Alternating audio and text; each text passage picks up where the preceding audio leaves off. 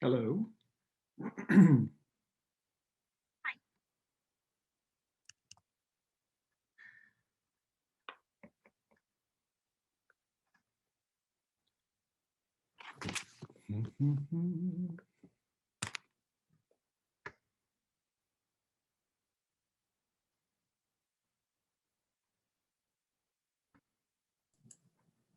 Good evening. Hey, Ron.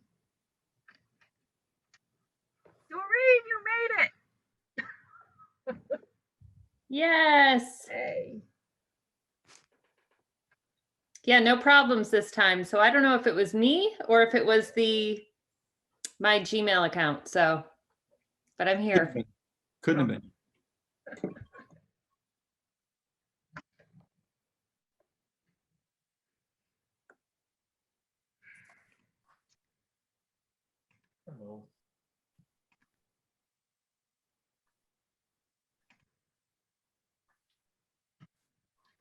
So Mary was going to be late if she makes it at all, and Julie is not available. So I said that I would attempt to run the meeting. I'm happy Lisa's here to take notes. Andy, I made you co-host in case you have things you want to share. All right. Hoping we can wrap up by 7 because we scheduled Interior Subcommittee to meet for 7 o'clock. So if we do end early, we'll need to reconvene at 7 in case there's new people coming into that meeting. And at that time, Ron, I'll make you a co-host. We have 1, 2, 3. What's a quorum? 4 or 5. Let's just give it a couple more minutes to see if John Stevens joins us.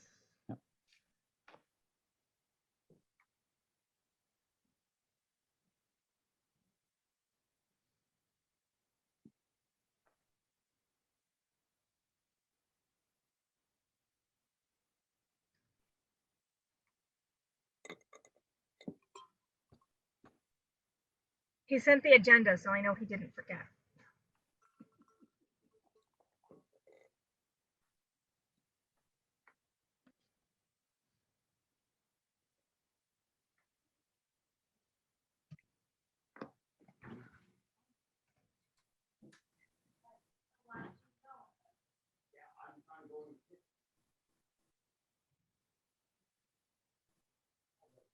Nobody else in the way when you.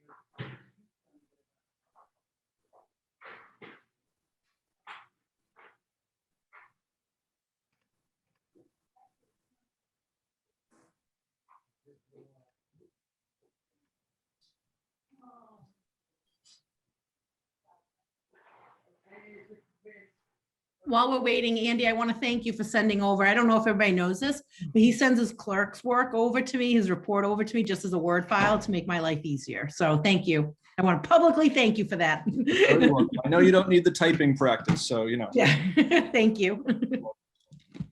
Do we want to call the meeting to order and start with an update and then circle back to approve minutes and bills? Would that be okay? Sure. All right, so I have 6:03, and we'll skip ahead 2 agenda items to clerk of the works update. Could you do the COVID thing, Beth? Do you know what the COVID thing is supposed to be? I did not pull it out. I will say pursuant to the governor's order, we are able to use open meeting law to join together online in public forum. We will allow public comment. If public comes and wants to talk, that would be wonderful. I heard rumor we may be doing away with it and that we might be welcome to meet in person in July and beyond. We will probably still have bills to pay, so maybe we'll get together in person in the near future. But we are following all open meeting law under the COVID advisement from the governor's office. And we'll take attendance, I suppose. Beth Galloway here. Doug? Doug here. Great. Doreen? Doreen is here. Prabhu? Here. Lisa? Here. Irene? Here. John? It still says connecting. Oh, connected. John Stevens. Can you hear us? Oh, he just dropped. Off, yeah. And for guests, when I call, we'll call on them again. For guests, if you would say here when I call your name, so we can be sure you hear us. Andy Deshane, Andy is here. Mark Sullivan, Here. and Ron Polillo. Here. Great. We'll catch John when he comes back. Thanks.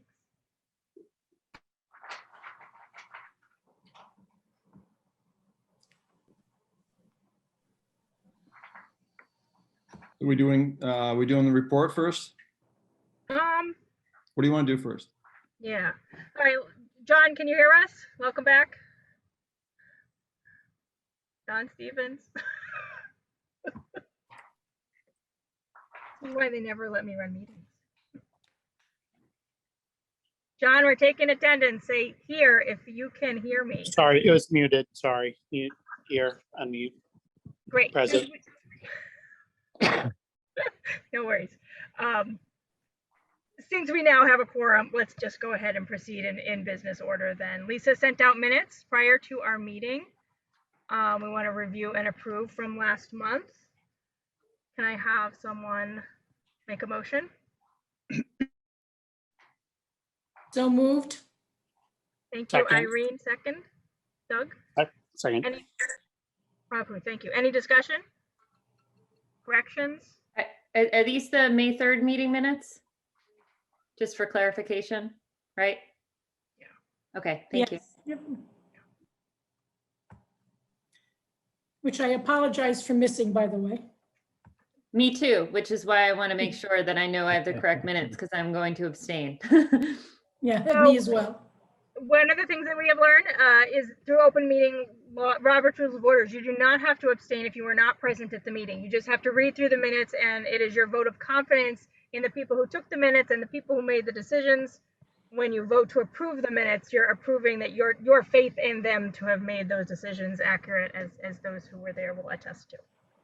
You don't have to abstain. Any corrections, additions, edits? Hearing none. If we could vote by roll call, Beth Galloway, aye. Doreen DeFazio, Doreen DeFazio, aye. Prabhu, Aye. Lisa, Aye. Irene, Aye. Doug, Aye. John, Aye. fabulous. We can approve them, everyone is in consensus. Bills, I will let Andy go over the bills. It's our favorite thing. Spending money. All right, everybody. So yeah, we've got, so as we normally do, we've got requisition from CTA, we've got a change order to talk about, and we've got invoices. So we'll do the invoices first. So first up is for Biblioteca. This is the book sorting machine. This is the first installation on that for $67,356.80. That equipment has actually been installed in the building already. So I make a motion that we pay Biblioteca in the amount of $67,356.80. Second. Second. Any discussion? Question. I have one. Andy, if I can request you, can you share it on the screen? I didn't have a chance to go through any of the documentation that you sent. If you can share your screen and bring it up, is that okay? Absolutely. Let's see. Okay. I have all of them open, so if you want to give me screen share, I can share mine if yours isn't available, Andy. Yeah, I'm literally just reading off of my email. Which is what kind of why I did it. It makes it easier than opening up every document at a time. Andy, can you remember what the total, it looks like it was like 180 is the total cost? For Biblioteca? Yeah, it was somewhere around there. Yeah, I don't have it right in front of me. I'm sorry, 168. Yes. Yep. Okay, so hold on. So this is, I think this is it here. Yep. Okay. Can everybody see it? Yes. Thank you.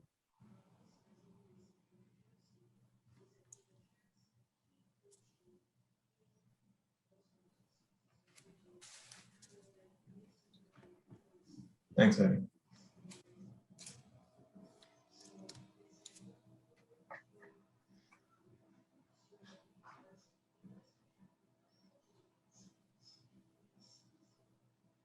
any questions on the content of the invoice, or can we go ahead and do roll call vote to approve it? I have no questions. So I'm Irene, Aye. Lisa, Aye. Prabhu, Aye. John, Aye. Doug, Aye. Doreen, Aye. and Galloway, aye. So unanimous. We can go ahead and pay that one. All right, great. Next one is for Classic Plumbing. This is, we had a toilet problem at the interim library that we had to call in a plumber for. So this one is for $340.50. Anyone want to, does anybody want to see it? No, I don't want. Okay. The toilet or the bill? I make a motion that we pay Classic Plumbing in the amount of $340.50. So, second. Any discussion, questions? Is the only reason why this committee is paying is because we're responsible for the interim library? Is that true? Okay. Yeah. I did check the lease just to make sure. It was water hammering. It stopped doing that now. Now that it's repaired, it's great. So roll call vote. Galloway, aye. Doreen, Aye. Prabhu, Aye. Lisa, Aye. Irene, Aye. Doug, Aye. John. Aye. Great, motion passes unanimously. Thank you. What's next? Next up is for Colliers, our commissioning agent. This is just their monthly invoice. I think they have one more visit with us and they've still got a bunch of work that they're doing offsite. But this one is for $849.54 for Colliers. I make a motion, we pay Colliers $849.54. And I second that. Does anybody want to see it? No. Okay. My preference is if anything is about 20,000, I would like to see that. Okay. I'm not able to read it on the phone. I'm trying hard. I have them all open. That was the first thing I did was I just opened all of them. So they're sitting there ready to go. Thank you, because I haven't figured out the setting to not share the entire screen. So even though you can't see me searching my email to call it back up or to pick the right one, it gets Yeah. recorded.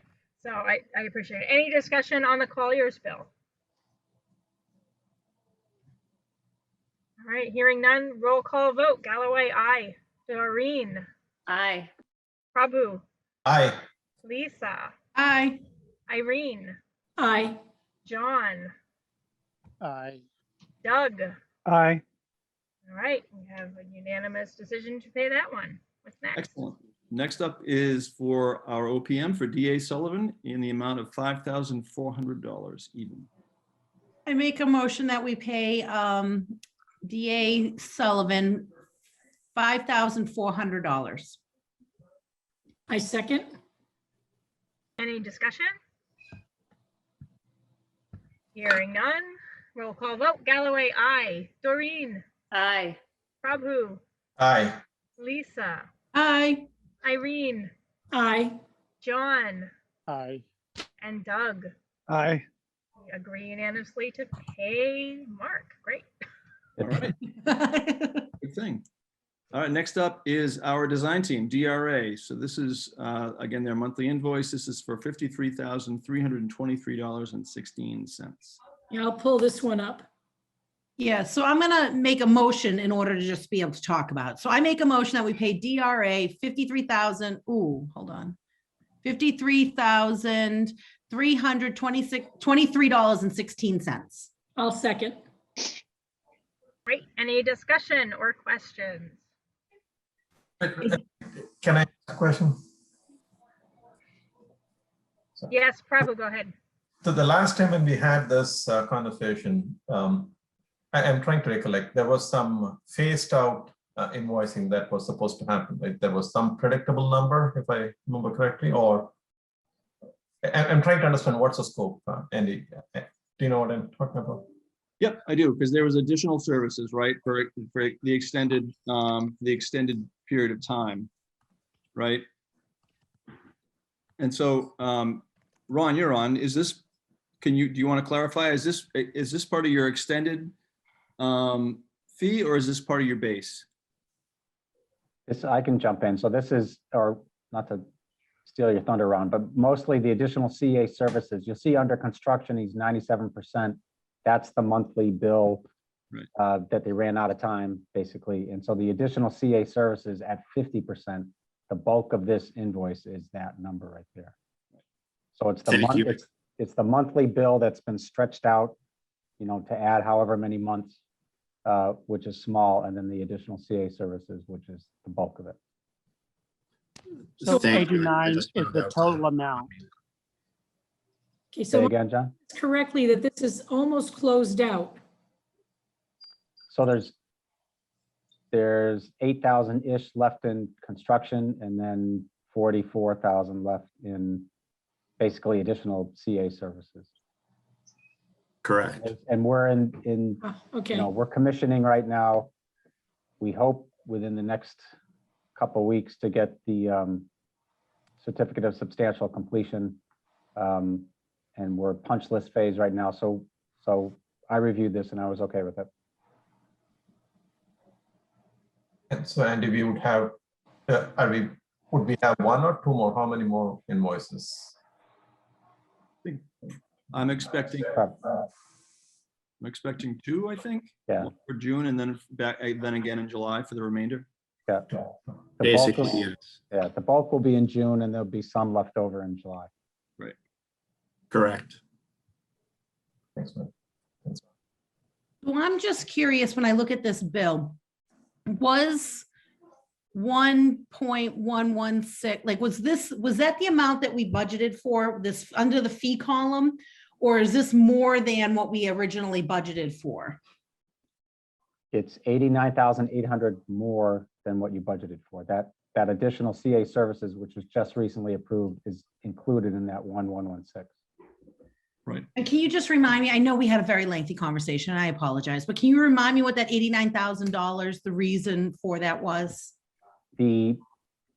Basically, because the job got extended because of mostly the contaminated soils, and the job was extended however many months, this is those additional services for those months. Thank you. And Andy, correct me if I'm wrong, but this is the same thing that went in front of the board last week, correct? That's correct. Yeah, so the board approved it unanimously to move forward. Meaning the select board. Yes. John, did your question get answered or clarified? I think so. I think the 89 is the total additional fee, and that it's halfway finished, so halfway paid. Yep. So if there's no further discussion, can we do roll call vote? Galloway, aye. Doreen, Aye. Irene, Aye. Lisa, Aye. Prabhu, Aye. Doug, Aye. John. I Is that everybody? Everyone's moving around. This is tough. It sounds like unanimously we agree to pay DRA. Thanks. Okay, great. Next up is for EVSE. They are the folks that have provided the electrical vehicle charging stations. Just a reminder that we are getting fully reimbursed for this from both NGRID and the state. So we're paying this bill now, but there's going to be money coming back to us to make us 100% whole once we're done with the project and have submitted our paperwork and photographs showing that it's been completed. So this current bill is to EVSE for $16,386.80. where will that? Oh, go ahead, and then I'll ask a question.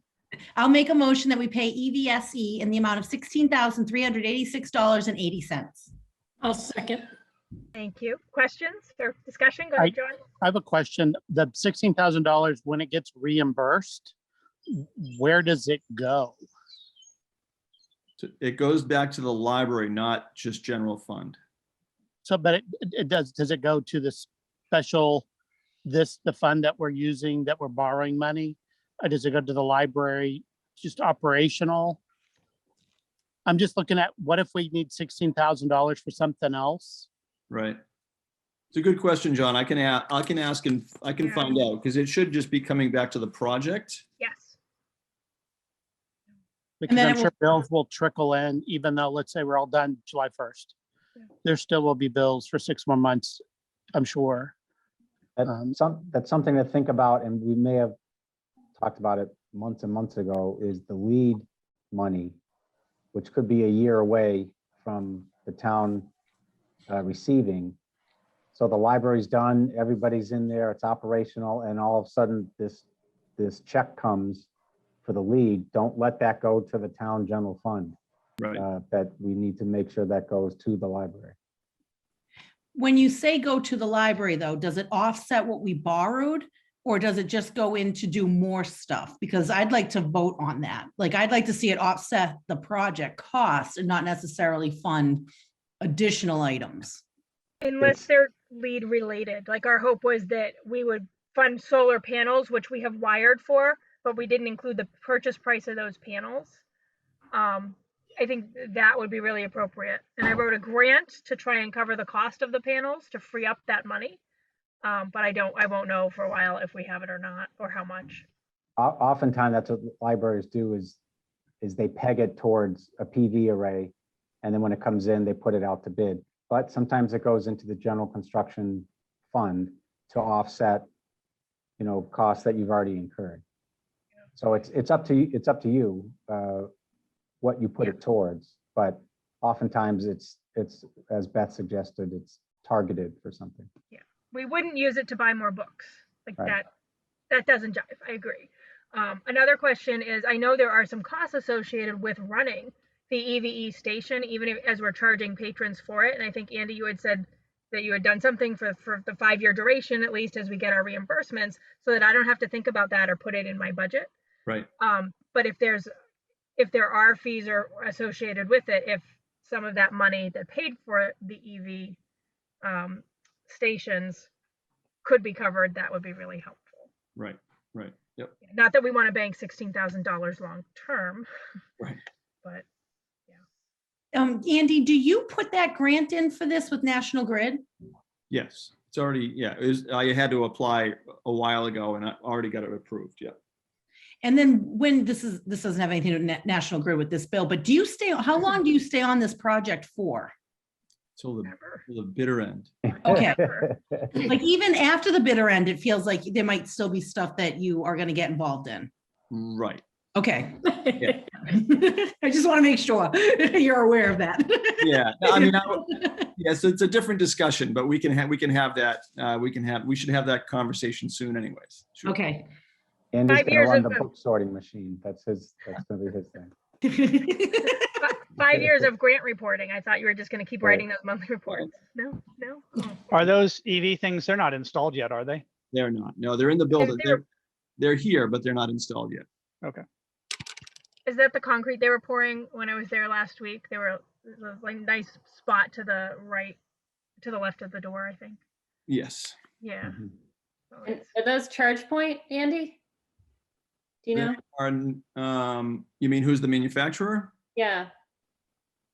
No, it's this company EVSE. They're out of Connecticut. Okay. Yeah, it's not ChargePoint. Okay. I didn't know if they were the consultants and they were using ChargePoint chargers, so. Nope.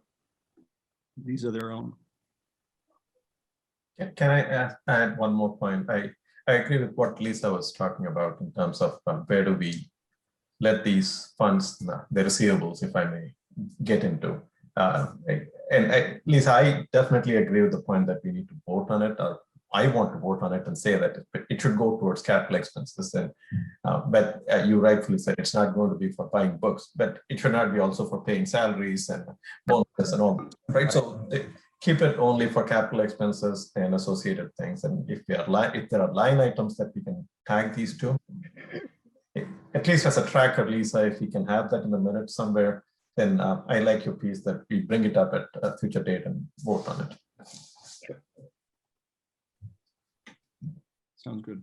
It's possible. Do we already have a revolving account? I mean, I know there was a way, there had to be a way for, say, the state aid money or capital campaign money to feed into that construction account, which you can then pay things out of. So it's just a separate account. So like for when the MBLC money, when we went to pay the invoices monthly, I would just take a piece out from that was appropriate.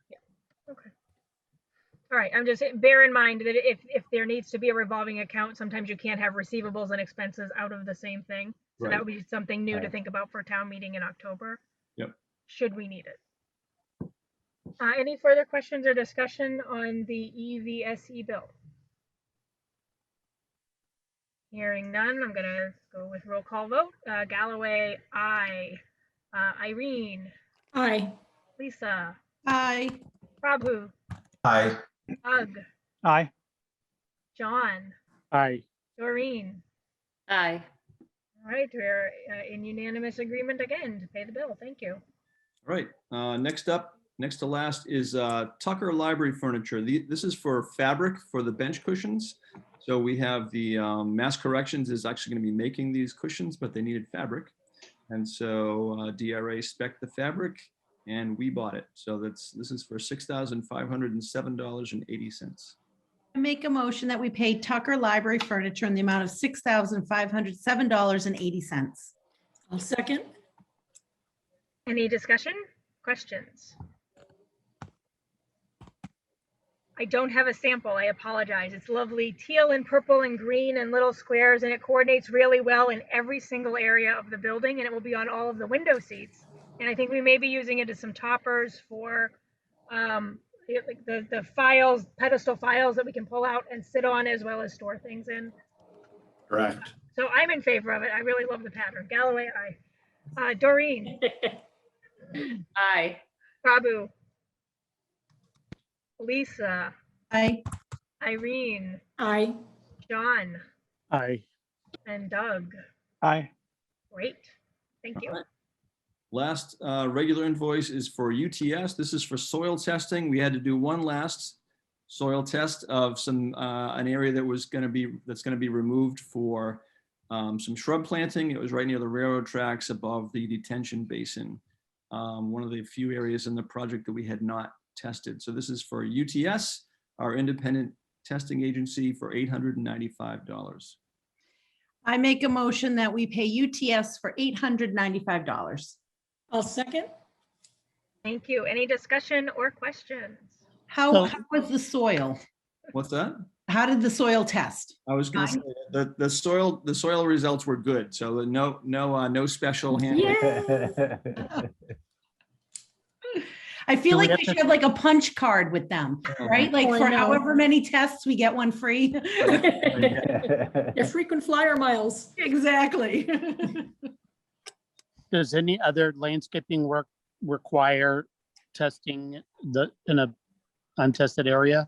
No, this is it. No. That was it. Literally the last one. Yeah, I feel like we should pop. Yeah. Excellent. Any further discussion or questions? Vote by roll call. Galloway, aye. Doreen, Aye. Prabhu, Aye. Lisa, Aye, I've never been so excited to say yes. Irene, Aye. John, Aye. and Doug. Aye. Great. We are in agreement again. Thank you so much for All right. spending all that money down. Yes. All right. Next up, I guess we'll do change order number 20 first, and then the requisition, since it contains change order number 20. And then we can go from there. So again, the change order summary is really the best thing to read. And I'll read the bottom part of it first for anybody that hasn't seen this yet. So there's 2, 4, 6, 8, 10 PCOs that are all comprised this change order number 20, which sounds like a lot, except that it only adds up to a little over $31,000. In addition, we had been carrying a potential cost of a little over $38,000 for PCO 75, which has since been deleted. So our overall project cost, anticipated project cost, has actually gone down this month by about $7,000. So, while you might look at this and go, well, geez, we get 10 pieces to this change order, what's going on? But none of them really add up to much of anything. A couple of them are a little bit older and finally kind of made it through the system. And again, overall, because of the way we forecast things, one of the things that we've been forecasting is not coming to be. So we're actually doing better this month than we have in the past. So that's the overall, the big statement. So I'll just go through these quickly. So there's PCO 80 was for COVID-19 cleaning costs from CTA. So they actually had somebody coming in every single day to wipe down high-touch surfaces and to clean. Number 81 was for door hardware revisions. This is a pretty normal thing. I don't know why it never goes flawlessly, but it seems like when door hardware starts going in and people look at it again, you realize that, well, wait a second, something was missed or something it isn't quite exactly the way we actually are going to use the building. And so door hardware needs to be changed a little bit to make sure that we're doing the right thing at the right locations. Number 82 was an old one for the framing contractor. When we were framing out the skylight, there was a detail that didn't quite match up with the actual conditions. So we had to change the detail a little bit to make sure that we got that framing around the skylight done correctly. So there was a small PCO for that. Similarly, there was an early RFI about sort of the landing halfway up to the mezzanine. So there's a ship's ladder that stops at a landing and then turns, and another ship's ladder. And so there was an early question about how we frame that that resulted in a small increase in cost. So that's number 83. Number 84, there was some, hidden conditions at the existing where the existing roof sort of hangs over the new roof intersection. So as we started peeling the onion back up there a little bit, we found that there were some rafter tails that needed to be cut back and some flashing that needed to be dealt with, and just a few things that needed to be figured out and that really couldn't have been done ahead of time because you had to kind of see what was inside of the roof structure before you could figure it out. So that's what number 84 is. Number 86 is some additional drywall to cover the beams at the dormers. It was not really detailed that way in the drawings. Again, it's one of those things you stand there and you look at it and you go, well, we're going to have a condition here that's not going to be good. We should actually cover up some of these beams that were going to be exposed with some drywall just to neaten up the detail and to make things a little bit more seamless. Number 87, we ended up, this is again, existing conditions, construction coordination piece. Because of the existing structure in the existing building down the basement is concrete. Some of the wiring and piping needed to get run underneath that concrete, which left it lower than the ceiling. We couldn't leave it exposed, so we built a small soffit to cover that stuff up. Number 88, there was some, basically some, Mark, help me out. What were these modules were? For the, excuse me, fire alarm that the local fire department came in and they made requirements that were over and above, and we have to supply basically what they're requesting. So, which again is totally typical kind of thing. Happens, yeah, every project. Yep, pretty much. Number 89, we had a conflict in two places with some wall outlets where there were cabinets being put in. So we had to move those wall outlets up out of the way of the cabinets. There was two of those, two locations. And then number 90 is just some additional electrical work. There was there was an AC unit that needs to keep the elevator machine room cool. That something wasn't on the drawings shown correctly. So we had to provide the right kind of power to the AC unit that actually got purchased and installed. So that had to get tweaked a little bit. So again, the total for this change order is $31,159.63 for all 10 of those together. And this number is incorporated into the requisition that we'll look at next. So I make a motion to accept change order number 20 in the amount of $31,159.63. I'll second. Any discussion or questions? I have a question or questions. Some of the stuff I understand, you just like if the fire department says you need more, you need more. Yeah. But if electrical outlets are in the wrong place or other things, is there nothing that the contract with the architect that covers for this? These kind of things that have to be corrected? So it's a good question. And it's one that I was having this discussion with, I don't know who the other day about, errors and omissions insurance. And somebody was saying, well, how come, how come the architects never have to pay anything? And I think the basic reason why is that a lot, this is pretty routine. I'm not saying this makes it better, but I'm just saying what it is it's pretty routine. And if you were gonna go after a design firm for E&O, insurance, it'd have to be something out of the ordinary. And what we're looking at here is completely ordinary. So I think in the private world, it's a little different. But it's in the public world, what we're seeing right here, our change orders are actually in pretty good shape relative to the overall project cost. So it'd be pretty tough to go and try to recoup some of these things. If we had to go to court or something like that, it's just not out of the ordinary. Well, I don't mean go to court, but it's like that. It shouldn't be our responsibility to have to pay it. It seems like we hire people to do things, they're experts, and then there's a problem, and then we still get to pay more to fix it. Yeah, I understand your point. I guess and it doesn't make it better, but it seems to be this is so common that it just doesn't go that way. I don't really have a better answer for you, John. I mean, so one of the examples about relocating outlets because they conflict with cabinets. Like if you go back to the original drawings, is something like the cabinets in the wrong space or the outlets in the wrong space? Like it seems like, or was something added after the original design? So a lot of times in things like that, where the electrical engineer will show electrical outlets marching around the room at a certain cadence, every 6 feet or something like that. And then the cabinets are being developed architecturally separately, and then those evolve over time.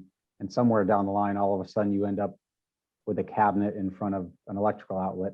Sometimes they're caught in time, and the electrician might raise their hand and say, hey, do you want this here?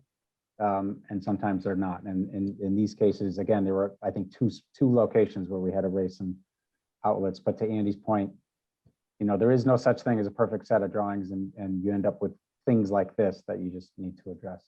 And there definitely were other ones that we did catch before they went in or as they were going in, and we managed to move them around. So there was probably a handful of other locations where we did catch this stuff and didn't have a conflict.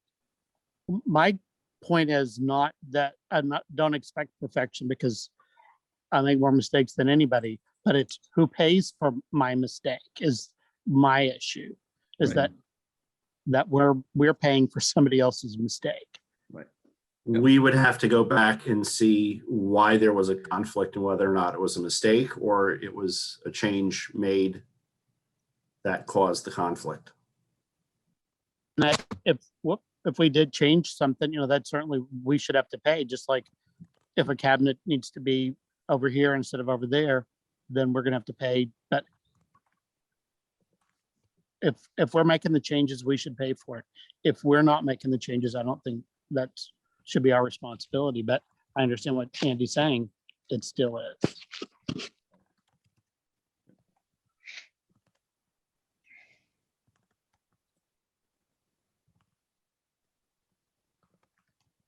Further questions or discussion?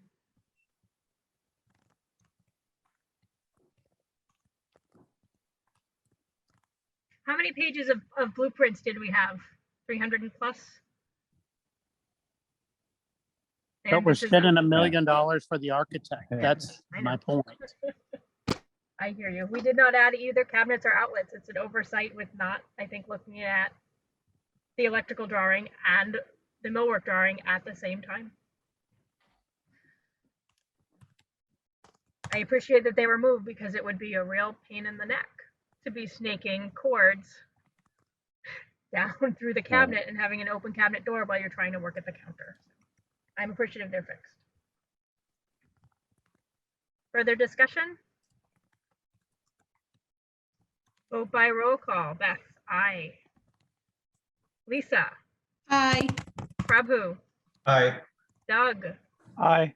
Doreen, Aye. Irene, Aye. John. I, All right. Thank you.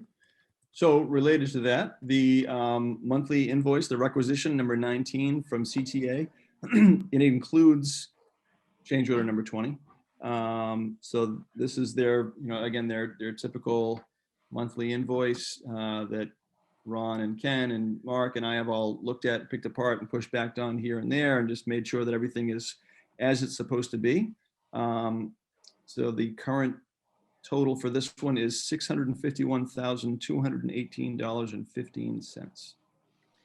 So I make a motion that we pay or approve requisition number 19 from CTA in the amount of $651,218.15.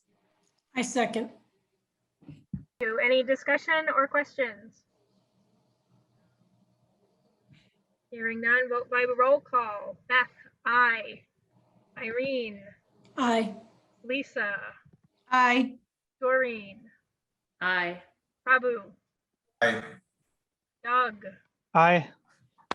John. I, Unanimous. We can pay this one too. Great, thanks. That's good. That's all I have for bills. Oh, Thank you very much. Did we already do UTS? we did. Did I miss that one? Okay. Yeah. Did I miss calling on you to approve it? No, Okay. there were like 12 documents, Yeah. going through them all. Yeah, thank you. Next on the agenda, I have OPM update. Mark, do you have anything to add or share? No, just Irene, if you want to go back to that, to CTA's invoice, Oops, just to hold show on. everybody. So we're at the end of the project. They've called for the punch list on the first floor, which it's not quite ready for that, but we're the fact that they're calling for that, we're approaching that point. And they're lining up final inspections, plumbing, mechanical, electrical, fire department and so forth. And then that, upon successful inspections, then they'll call for the final the building inspector for the final permit to be signed off. And then the pay app, actually, Irene, if you find that one. you'll I'm see the- working on it. I apologize. You'll see the balance of work yet to be billed is roughly $1 million. It's just under $1 million that they haven't billed for yet. So there's a retainage, 5% retainage held with every invoice. And then monies that are withheld every month, as Ron and Andy and myself, we look at the invoices as they go through. For instance, this month, there you go. So if you look at item number 9, balance to finish, including retainage, 977,000-ish. So just about $1 million. And there's certainly not $1 million worth of work left.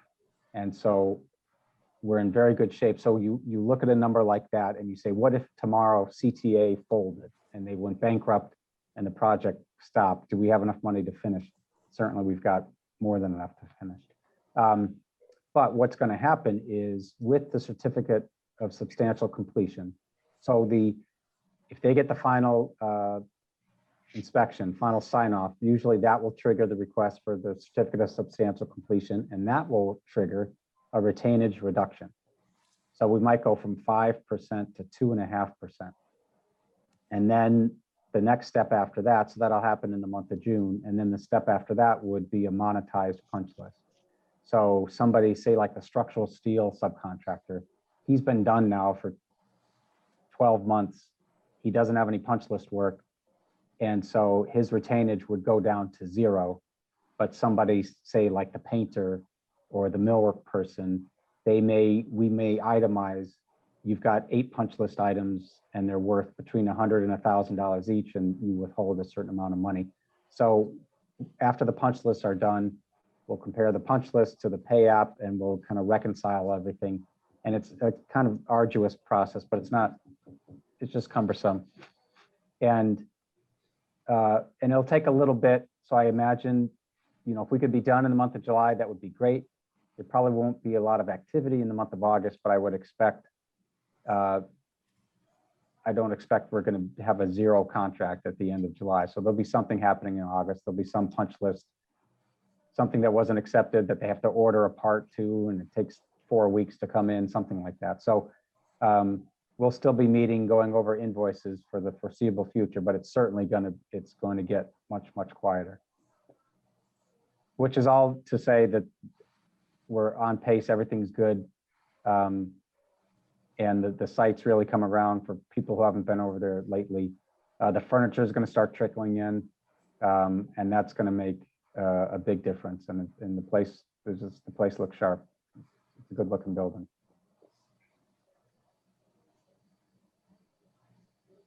Does anyone have questions for Mark? When is the move-in date? The what date? The move-in date? Yeah. When So like getting rid of the- the temporary place. yeah, so the loose furniture is going to start trickling in the next couple of weeks. The shelving is coming. Is that the 18th? Do I have that date right? Yeah, it's, Yeah, No, the shelving is scheduled for June 28th to 28th. Okay, not the 18th. And The- then the movers, for the collection are scheduled for July 12th. right. And so that's a hard date. So from the temporary to the new is July 12th. And then there's going to be some time to shake everything out, clean everything up, get out of the old building. There'll probably a soft opening. You know, Beth, I don't know if you had like a target date for that soft opening, but I'm hoping that we will take the first week of August to be completely closed, but then soft opening would be the following week, the second week of August, on a reduced hours schedule as we're doing in June, like 4 mornings, 2 evenings, so that we can debrief and have daily staff meetings and figure out workflow and, oh, you know what, this furniture actually needs to go over there. We may still be able to have meeting rooms outside of those hours if we get our meeting room policy hammered out.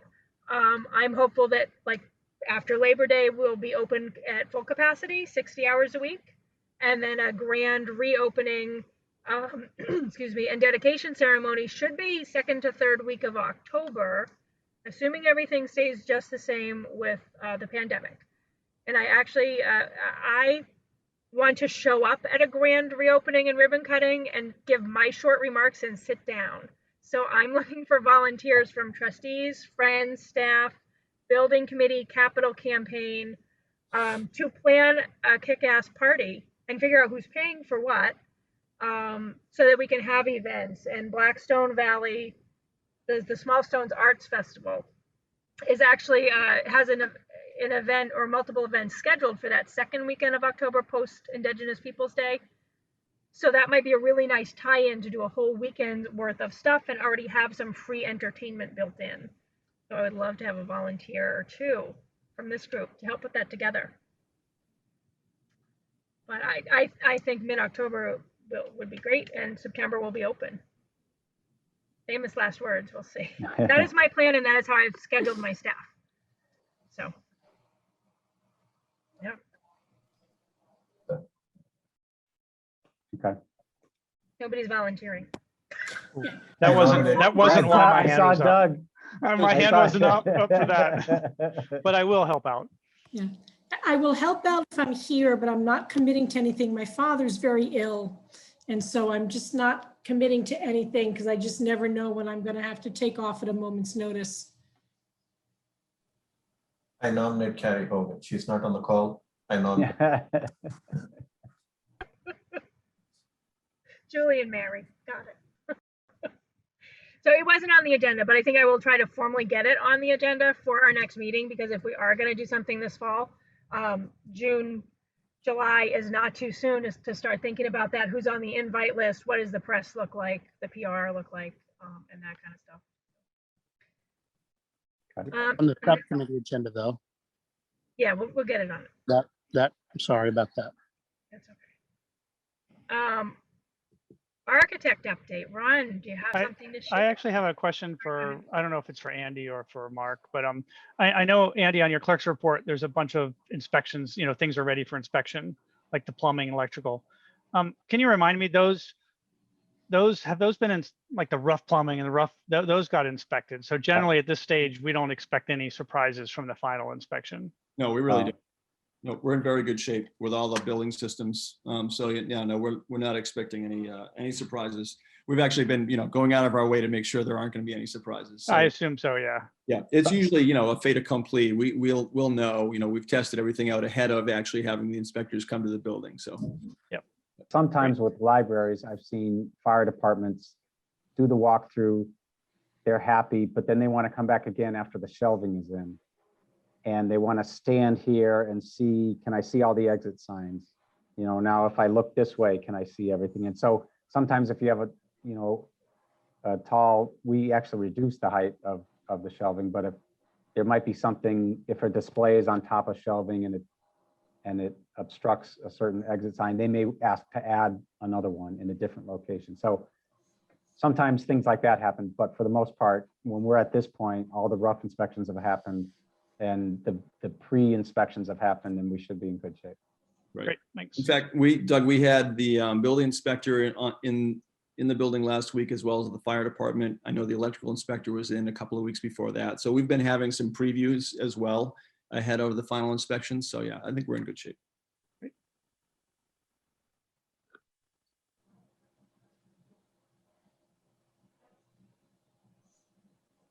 Architectural? Yeah, Ron, go ahead. What you got? Okay, well, we've talked about furniture. The loose furniture deliveries are starting very soon, at least within the week or two maybe. And the shelving is scheduled for the end of the month for shipping, and we have not been told that there are any further delays in manufacturing for the shelving. So far, so good. We fully expect at this point that they're going to hit their deadline. But if anything changes, we'll be sure to let you know and discuss alternate solutions. The rest of what we're doing is really starting to get into closeout mode with Andy and Mark and the folks at CTA, final punch lists, et cetera. We do have a few design items that we're working through with the design subcommittee, namely the redesign of the gate at the bottom of the main stair, which was requested of us, and the design for the roof screen on the main facade of the building facing the commons. So we had a good review with Historic District Commission, and we're working out a few of the minor details of the design and pattern. So once we have buy-in from the design subcommittee, we'll be going back to HDC to get their review and approval on the roof screen. That really wraps it up. A lot of what we're doing at this point, as they said, is construction closeout. I'd be glad to answer any questions you might have. I do have one. Is shelving shipping on the 28th or arriving on the 28th? I believe it ships on the 28th. They're expecting a direct delivery, so it should be here. It shouldn't be more than like 2 or 3 days of shipping. And how long does it take to put it up? They're saying roughly 2 weeks, but what we're looking at is doing a tag team where we would work with the movers and say, okay, we're going to get this section built first. And while you're installing this section, we're going to jump over to the next section in a different part of the building. That, from what I can see, is a worst case scenario. We're holding off on the installing the millwork pieces on the shelving until all of the steel is done. So we're going to focus on the steel shelving, get the volumes in place, and then go back and do the wood end caps and top caps.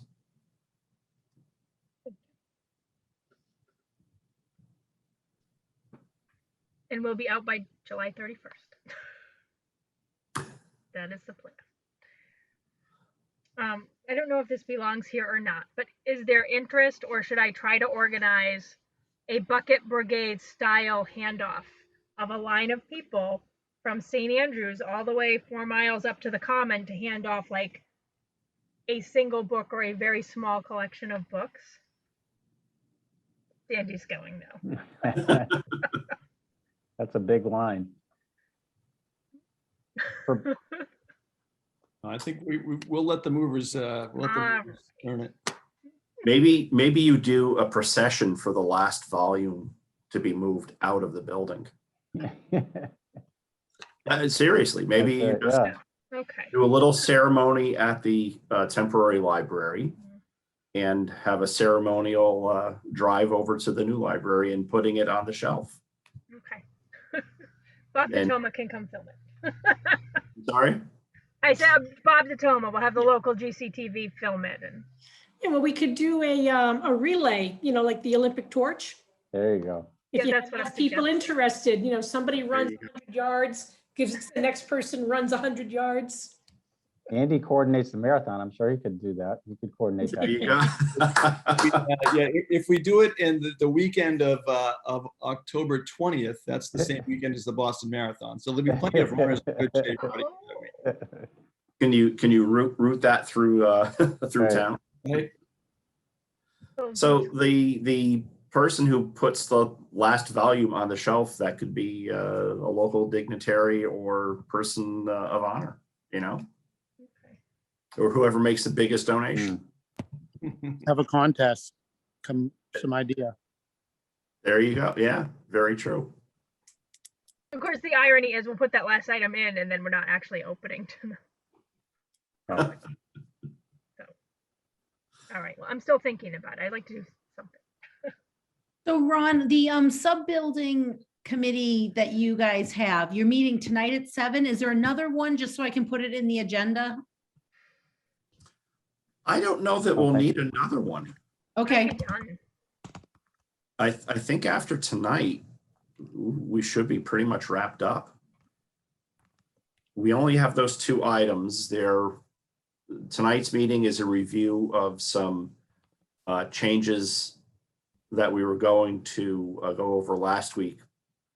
But I don't know that we need another meeting after this.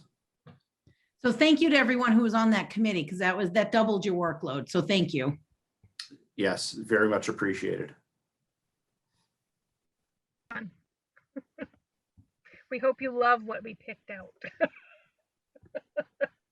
I'm sure we will, and the Too reason bad. I didn't, I am. Somebody already commented on the carpet. It was like, just had to well, it's in the kids department, the Yeah. wild colors. It's a little wild. I think once the furniture is in, though, it'll really come together really nice. Yeah, exactly. Once the furniture is in place and everything, to look at one piece of a design is tough. You have to look at the overall view. I think the carpet in the historic room looks phenomenal. yeah. Okay. Excellent, thank you. Thank you. So, Historic District Commission, do you have anything to add beyond we're going to be looking tonight to finalize some recommendations for them to vote on? Is there any other news? Sean, maybe? I think there was a discussion about the colors of the signs and what else? The screening. We discussed those options. I think Right. that those are the only 2 issues that we had. Yeah, the last I remember there was a request for a dark green, almost black in lieu of black for the background oval of the sign. Right. So Ken has selected some. I just haven't seen Ken. I know we talked about it the end of last week, and I was in meetings all day today. I didn't have a chance to talk to Ken about what colors he's recommending. And it seemed like that you guys were tweaking the screen. I think that was, is that correct? Yes, and That we that's what, kind of picked one of the options and you were just gonna do a little tweaking. yes, I came up with some options for the segments that break up the longer panels. Where we had originally talked about doing a perforated panel or a mesh, I came up with some wrought iron options Okay. that I think you'll like. I think everybody will. I have a favorite. I think people will be happy with what they see in general. Okay. Do we Thank have to have a further discussion about the plaque? Like, I feel like we talked about it. We were all excited about it. We had some talk and then all of a sudden we haven't talked about it. Should that be on our agenda for next month? Or is it done and I missed it? That's a possibility too. It's not done. The dedication, the donor signage, is that what you're referring to, the donor plaque? No, it was that plaque, Dedication plaque. dedication plaque. Thank you, Doug. Yeah. Yeah, we haven't seen that design since I think Mark maybe showed us something a couple months ago. I know that we had talked about a brushed stainless steel or brushed aluminum with black lettering, and Andy had done a mock-up of the font and the text. I thought that had all been approved and moved forward.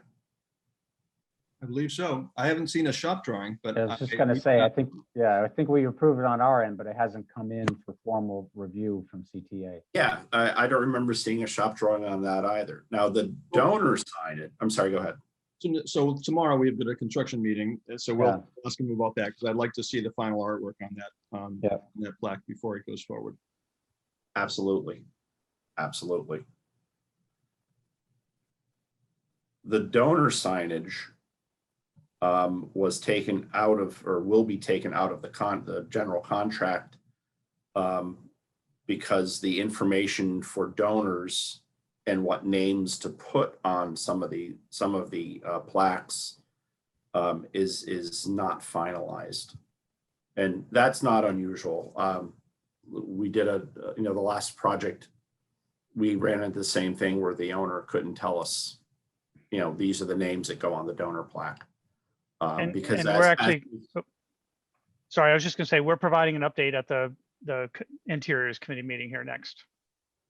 Okay, great. Very good.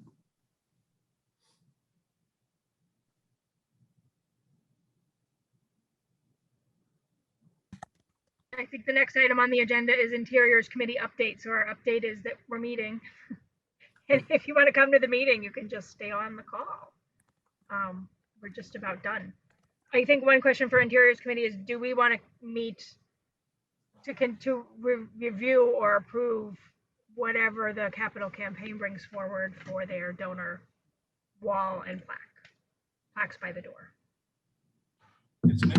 It's an interesting question, right? Because if the capital campaign committee was doing this next year and not now, there wouldn't be a building committee. So who would make that decision then?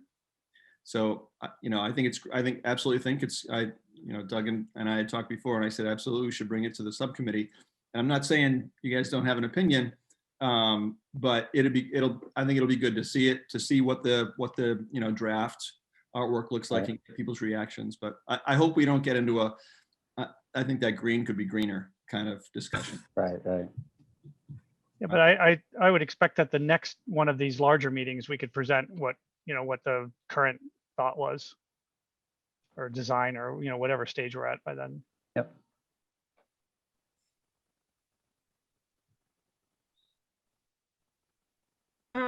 Anything else to legally come before the board? If not, we can go right to public input, and I don't see any, except for us. Do we have any issue requiring executive session? Then I'm looking for a motion to adjourn. Beth, before we do, I just want to confirm, July 12th is our next meeting at 6 o'clock Zoom, maybe. Do we have to meet before that, Andy? Do you think there's anything pressing, or do you think we should have one at the end of the month after the move? No, I don't think there's going to be anything out of the ordinary. I think we should be No. fine. Mark, what do you think? No, I agree. I agree. So August 2nd, if we schedule, we usually do at the first Monday of the month, and we couldn't be of July because of the holiday. So July 12th and then August 2nd would be our next one. Okay, Thank you. all right, then I'm done. Sorry. Thank you. No, I appreciate it. So I make a motion that we adjourn at 7:06. Second. Any dissent or discussion? Hearing none, roll call vote. Beth, aye. Lisa, Aye. Babu, Aye. Irene, Aye. Doug, Aye. Dawn, Aye. Doreen. Aye. All right, 7:06. I'll call the meeting to order at 7:10. Go for it, Ron. Thank you. Can everyone see my screen with the drawing? Yep.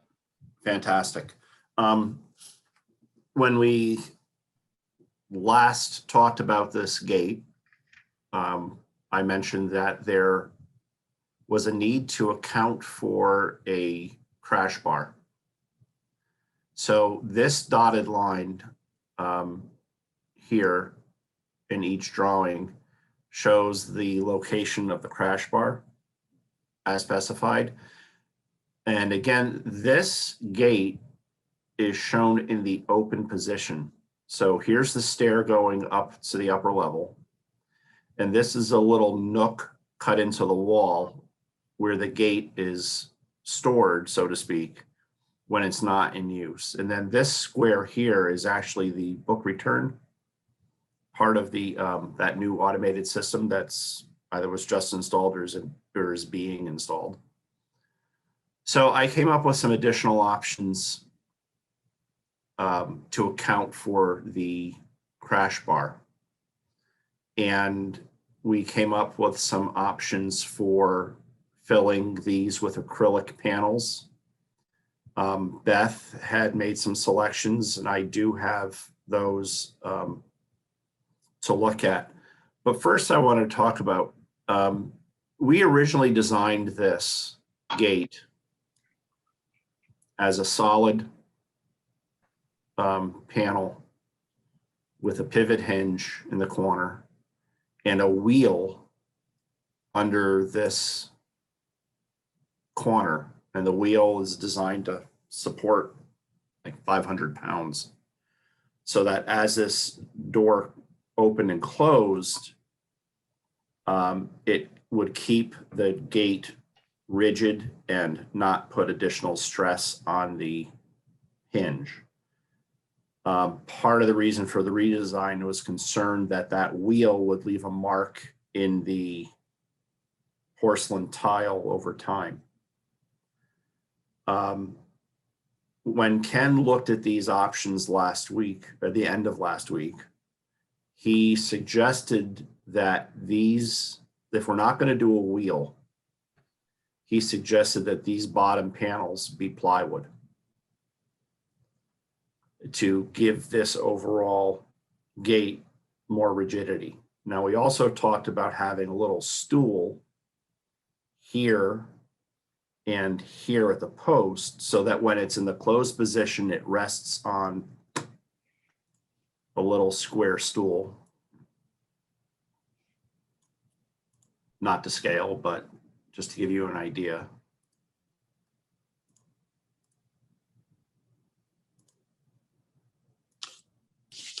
Oops, let me just zoom in a little bit. So that little stool, so to speak, would sit there.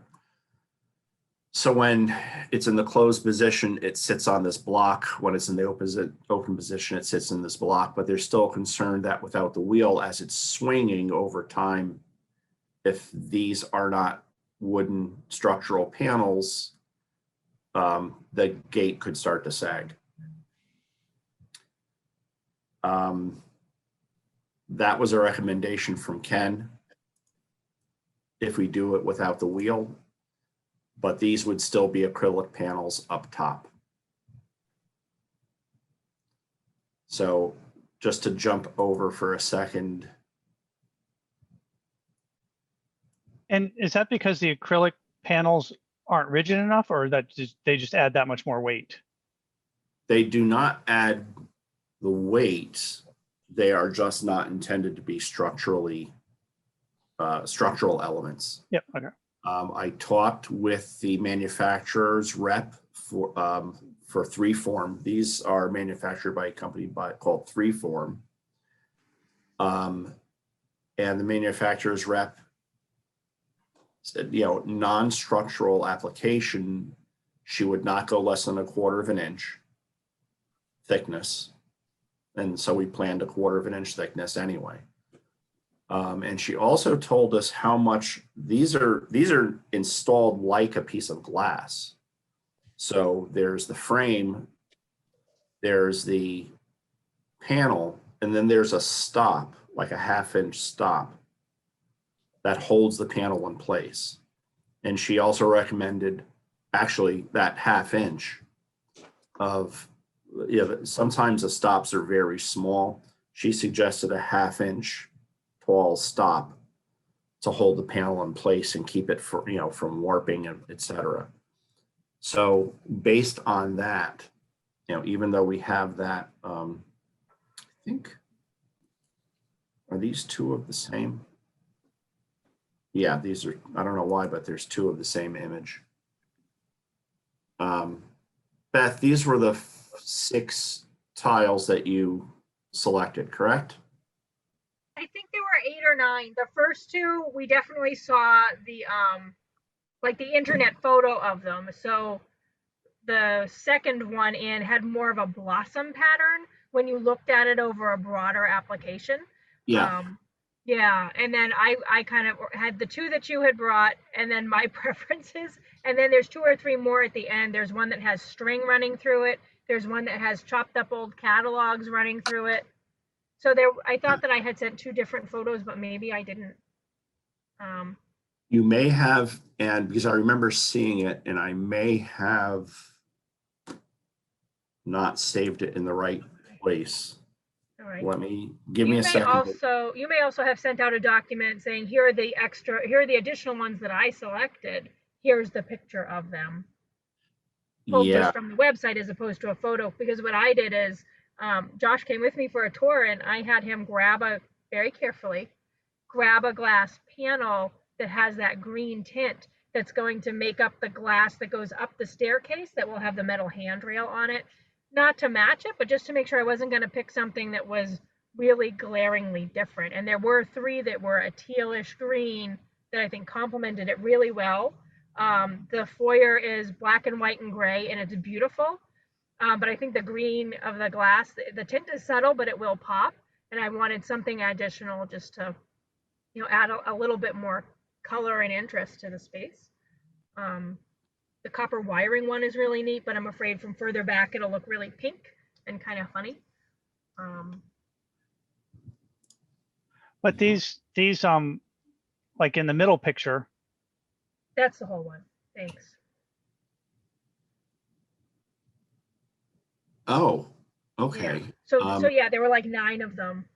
The ones in the center are the ones that I personally liked and would suggest. But I wanted to get a little closer because you can't see that green tint as well.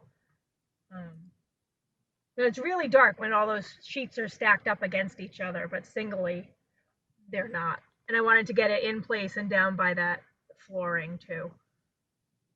I apologize. I had the wrong file. No worries. But in the previous picture, you have like the 4 quadrants. each quadrant's going to just be one piece of glass. It's not a bunch Right. of these things tiled No. together. No. No, same. they would be, Yeah, it would be all the same. Right. Yeah. We I would mean, select, I personally like the lower two, yeah, one of those two. Because when you have the crash bar, it's going to go across that line and on the other side. And I mean, like you said, the majority of the time it's going to be open or closed. So to me, it seems like the middle with the little, whatever you called them, this footrests little blocks. I seems like that one. would support it. Mhm. And then you're only going to be opening and closing it for a couple seconds. Is a crash bar only halfway across? Yes. Yeah, yeah. It's basically the type of panic bar you would see on an exit door. So it's usually no more than, 30 inches. Somewhere between 24 and 30 inches, depending on the bar you select. It does not go all the way across. So however, the gate is going to be locked, that this Mhm. crash bar will unlock it, I'm assuming. Exactly. Right. The intent of this gate is not going to be used on a daily basis. The only time this gate would be used is if there is an event in the main program room on the first floor after hours. Because the children's and the teen spaces have locking doors on them. The stair going up to the adult collection and the upstairs set, the upper level, we talked about, how do we lock that off after hours and without putting a big ugly enclosure around the stair, keep the stair open but at the same time, prevent people from going up after hours. And because it locks, we have to, even though technically there's nobody supposed to be up there after hours, Right. because of the area and the number of people that fit in that space, it requires a crash bar. Unfortunately, you're going to see the crash bar when it's in the open position like this. Well, that was my follow-up question, was to balance it out, can you put another crash bar so you have two of them, even though one of them is either hollow, so it's not so heavy, so it visually looks the same all the way across? Because right now it's like there's one on one half of the side, but not on the other side. And this is going to show, like you say, this is going to show all the time. But What? visually, John, it'll look just like any other, like the entry doors will have that exact same. Right, but they have a crash bar that goes from one side to the other. This stops in the middle. It'll be the same. One door will have a crash bar, one door leaf will have a crash bar that will go maybe 2/3 of that leaf. Yeah, And because the crash bar is on the side opposite the hinge. It doesn't do any good if you're pushing the side with the hinge. Yeah. What we could do is, instead of putting a dummy crash bar here, is put a wood block. I don't want to like overkill it to where it looks worse. That was just a suggestion. Okay. It's, if that's what it's got to be, that's what it's got to be. Yeah, basically.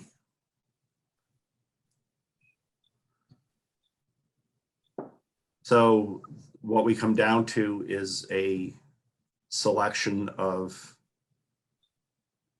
one or if, regardless of the pattern, whether it's 4 panels or 3 panels, these blocks still apply. So it's a question of, which of these would you like to move forward with? And then which of what would you like to select for the acrylic insert? would anyone like to venture to start? Can you show the samples again? Yes, by all The means. actual, So which Oops. one of these were you talking about, Beth? Like this Might be third a and little- fourth one? Yeah, so it might be a little hard to tell. So the third one in is the leaf pattern that's the same as the second one in. It just has a teal tint. So there's I think it's fossil frost or fossil teal or something like that. Yeah. Fossil mint fossil. So it'll have almost like a blossomy pattern to it because of the pattern of the leaves when you have it like it'll be a big sheet, right? Yeah. The next one over has very faint straight lines that are not pinstriped in equal distant lines. It would be so much cooler and coordinate better with the white marbling of the staircase if the lines were just a little bit skewered, but it's not. They're just very, very plain, very subtle stripes. And then the next one, which I really like, is my favorite, is the speckly one. It's kind of got white and silvery, and here blue and red here and there that peeps through. Then there's a copper one, and then the next one over is the clear version of the teal or mint tint with Right. the confetti style. So my favorite, I like the leaf blossom, I like the striped, and I like the egg speckly one. And then all the way over, there's another teal one that is striped. There's a string one. This one? Yeah. Forget exactly what that looks like. Yeah, I can't read Maybe the, that's the striped one, and the other one that I was just talking about is actually plain. Yeah. It's a little bit, I think that one is a little too blue compared to the greenish tint of the glass. yeah. The next one over, I like the look of the rope because it's not as symmetrical. And we like the idea, I like the idea of the cut up catalog one. It's cut up catalogs from the company, but we could like take shredded books and just have black and white print, is my understanding. Yeah, but I they feel like said it looks too solid.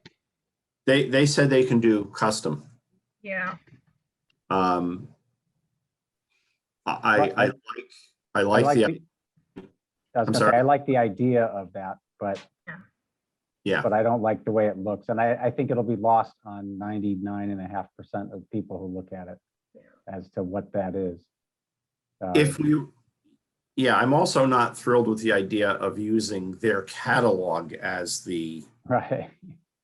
you know, Yeah. if But- it were pages from books and you can see text and you can see font and type and whatnot, it could be very interesting.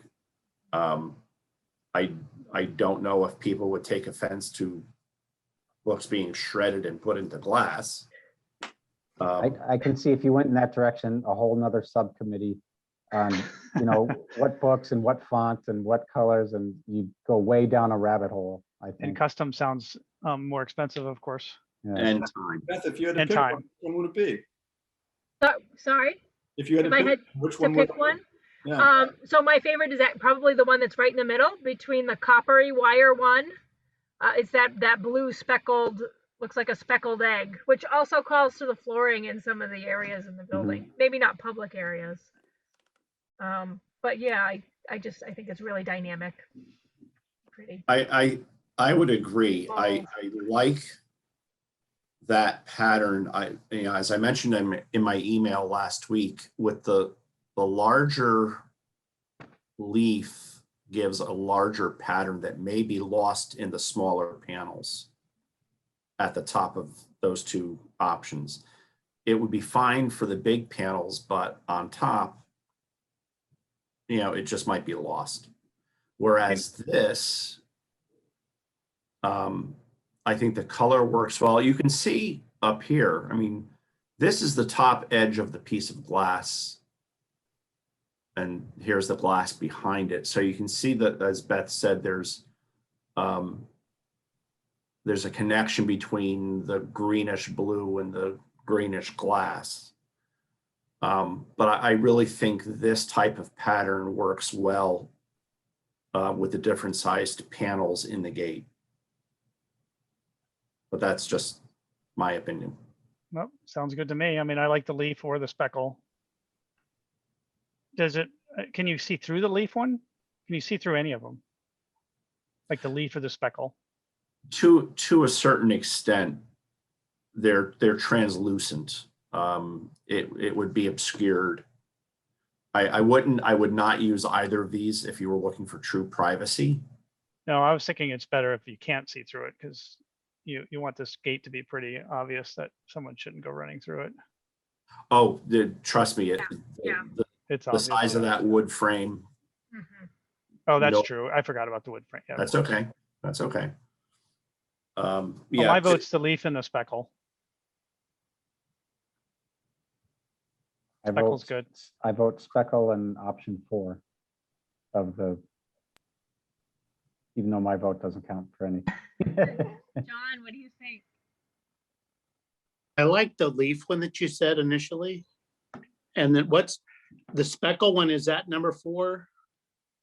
Yes. And so it's the speckle one, or what's this, like the second runner up or other choice? The second leaf, right? Not the first, the second Yeah. leaf. can you see Yeah. my cursor? Yeah, I think I like the leaf.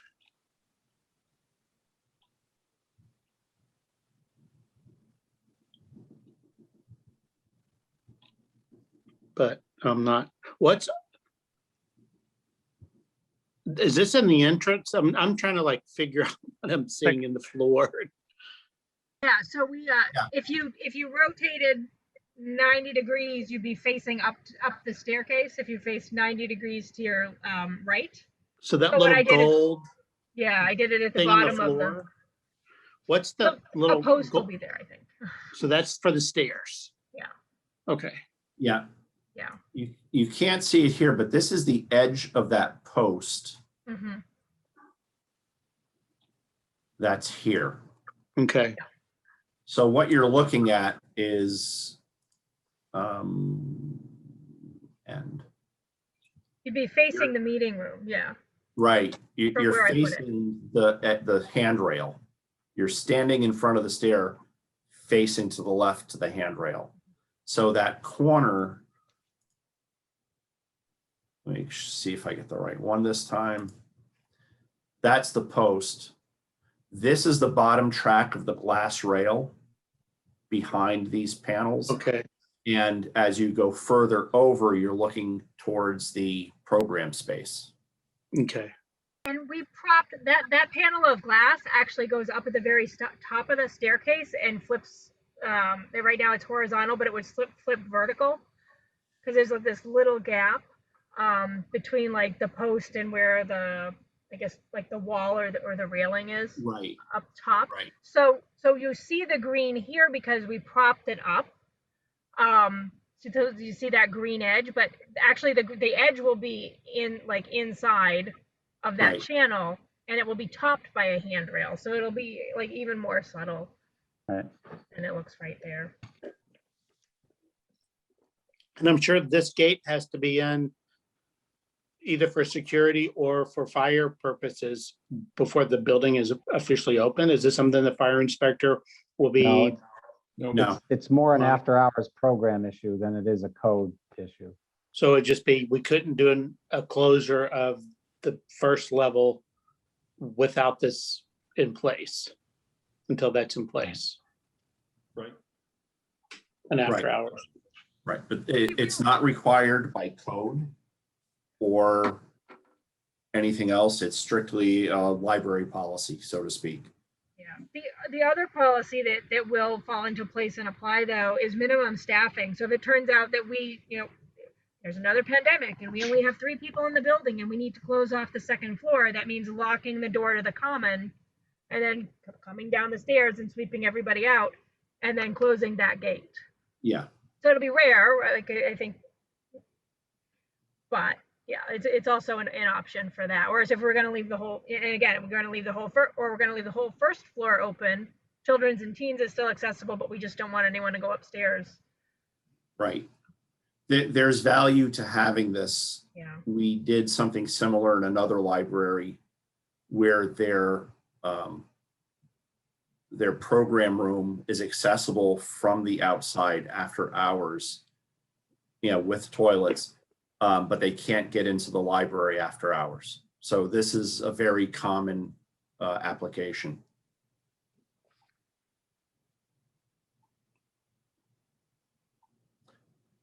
So where do we stand with the acrylic? Need to make a vote tonight so we can give Yeah, definitely. CTA some direction. I mean, my only worry with the speckle is that you mentioned there's red in there.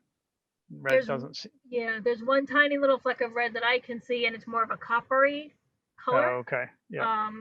Not like a bright red. It just reminds me of the floor tiles, those. I know exactly what you're. Right, Yeah, VCT, yeah. yeah, exactly. Yeah, I like the leaf theme just because it's, but anyway. It's calming. The leaf is, yeah. The bigger pattern looked really flowery when Ron showed us when I looked at the full design on the website. Let me, Showing a bigger spread would help. yeah, let me see if I have to sign into the. What's the name of it? Does anyone know? 3Form is the company, but finding it's going to be a trick. Yeah, the leaf is fossil something. Green Yeah. leaf. I have the picture in my drive. I just need Oh, to I get. got it. Fossil leaf. Yeah. How did you do that so fast? The wonders of Google. Yep, exactly. It does it in their picture. It looks like it actually has kind of a yellow thread for the veins of the leaf. Fossil leaf iced mint. I do have the actual samples at the That's true. library if we wanted to meet, construction meeting tomorrow morning or tomorrow afternoon. Actually, I take it back. I'm taking a personal day tomorrow and I'm not in town. On Thursday, I could bring the samples by if we wanted to all look at it together and bring Julie in too. Will that be too much of a holdup, Ron, if we take 3 more days to? Yeah, I personally, I'm okay with either the leaf or the speckle. If Beth, if you decide looking at the stuff in person that the speckle looks better, I'm okay with that from my perspective. I don't love the leaf, and my argument would be, yeah, we had an Eastern Woodlands theme planned, but the speckled one looks enough like either a local bird egg or a granite stone that it works for me. What was the name of the speckle pattern? Do you remember? Remember, That's okay. should have brought him home. I'm If it's trying- just me, then just do the speckle, because it's right. Just do the speckle. Yeah, because the leaf thing on their website looks quite busy as a larger panel to me. Yeah. So I think the speckle, I think the speckle would be good. I'm trying to get to their website. My computer's having a crisis here. Yeah, just go ahead. I move that we do speckle. Called Fleck, F-L-E-K Ice Mint. Fleck ice. Fleck Iced Mint. Um, Okay.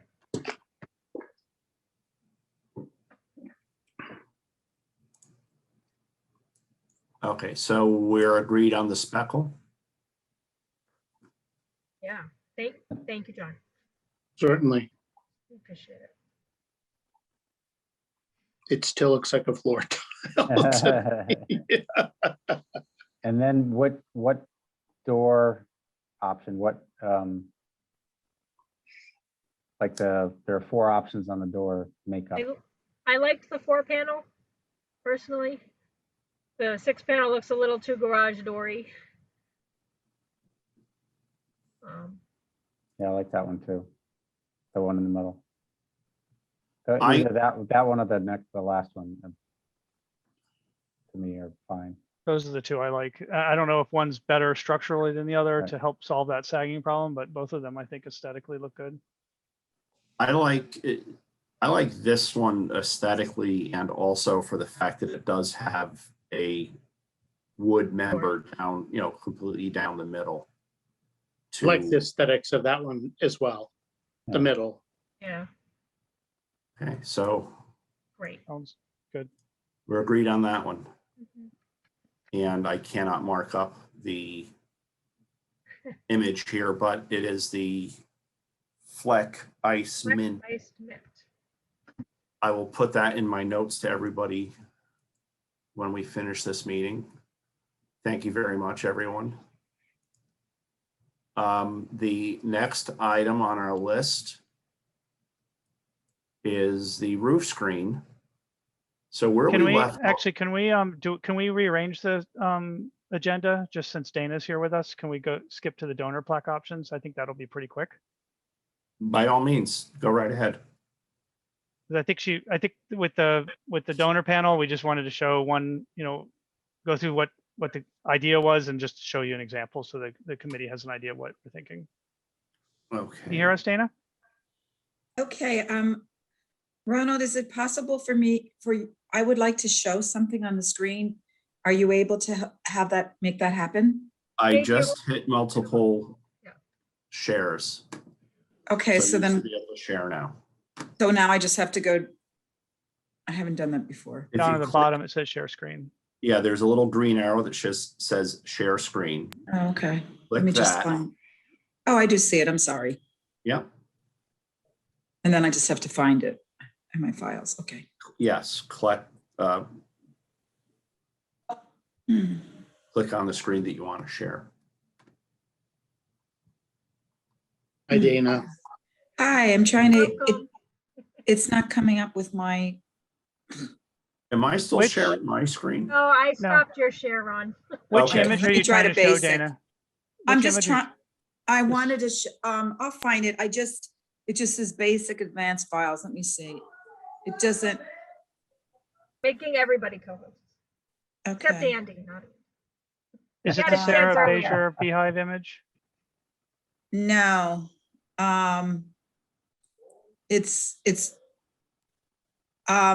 let me send it to you. I'm sorry, I'm there. It's just that it's not letting me look into my computer documents.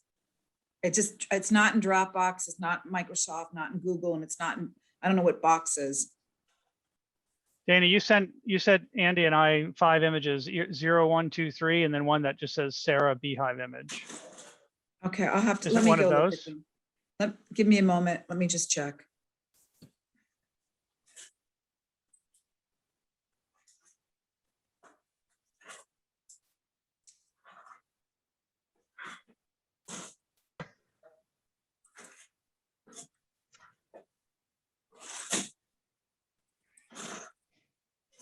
You guys see? Henry!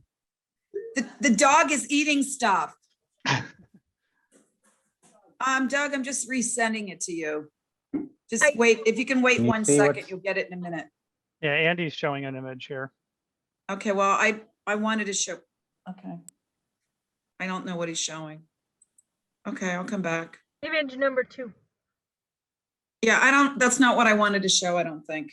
Okay. Let me go back, let me try to, I'm sorry, I had a little bit of commotion here.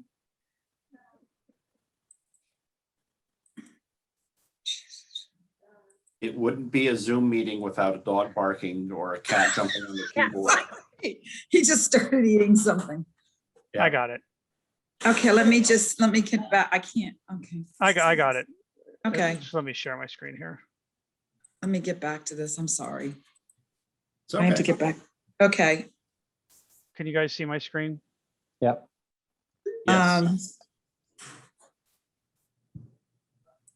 Can you see the picture of the picture? Yes. Yep. Yeah. Okay. I can't tell which one I have 3 screens here that I'm sharing. Can you see now, Dana? Yes, I can see it now. Okay, great. Okay. Thank you. Thank you. So sorry about that.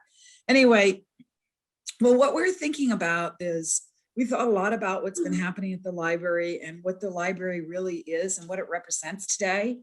And it really is a community of sorts. It's really a community center. And we've even had donors who've given us like $30,000 who told me, you know, Dana, I'm never going to come in and get a book, but this is a community center and I want to really support that. And I love all the stuff that you've been doing at the library. So what we thought is we wanted the donor wall to be really special and different than what you normally might see. So we thought, let's do some original artwork. So there was an artist in town that I actually had reached out to. Her name is Sarah Bajor.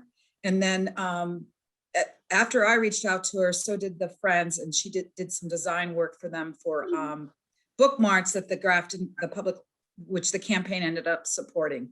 So she is known around town.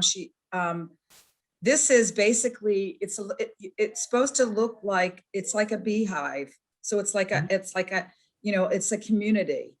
And our thinking was, as you come into the main hallway, as you come into the entranceway and you look to the left, you're going to see the community room and the doors to the community room. And then you're going to see this would be on the far wall that is behind it would be the community room.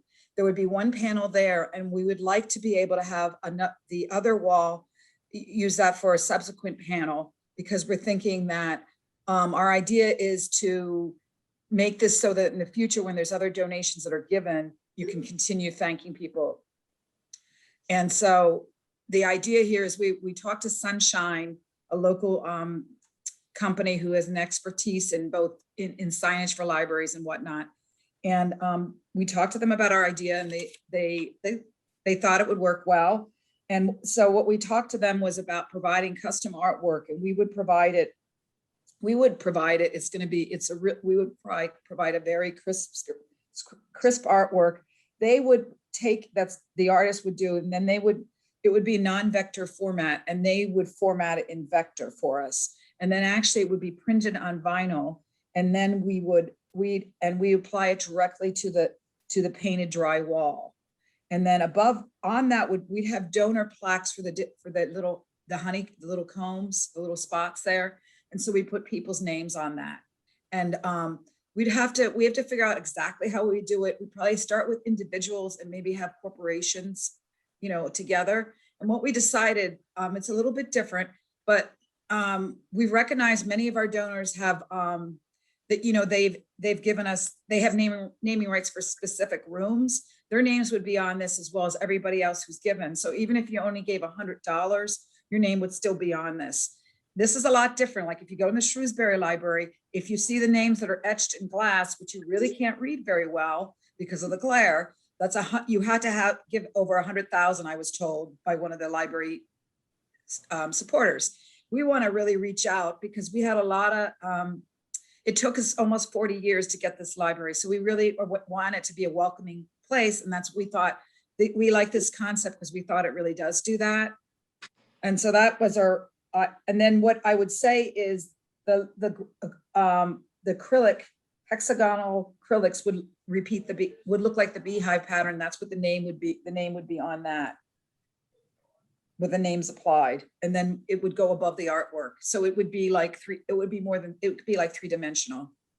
Right. The other part is that those acrylic hexagons can be different thicknesses. So this isn't just a single plane. It'll actually have some depth to it. Right. It will have depth to it. Thank you, Andy. That's great. I love this design. Right. Yeah, I think it's perfect for this library and for the community. And then, you know, there would be some, I'm assuming there'd be some text, you know, above it that says, you know, thank you for your donation or whatever. We have to decide it. I just decide on that, decided to show it plain so that we just focus on this. Yep.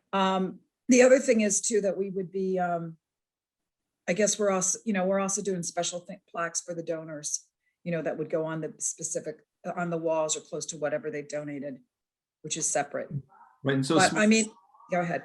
smaller plaques that go at other rooms would pick up on the same theme, and Right. whether it's a flower or a bee, Right, or certainly the hexagon shape, but you'd clearly right, you'd see where it came from. You know, right, the home, sort of the home hive, and then you'd get the other pieces of that would happen. right, right.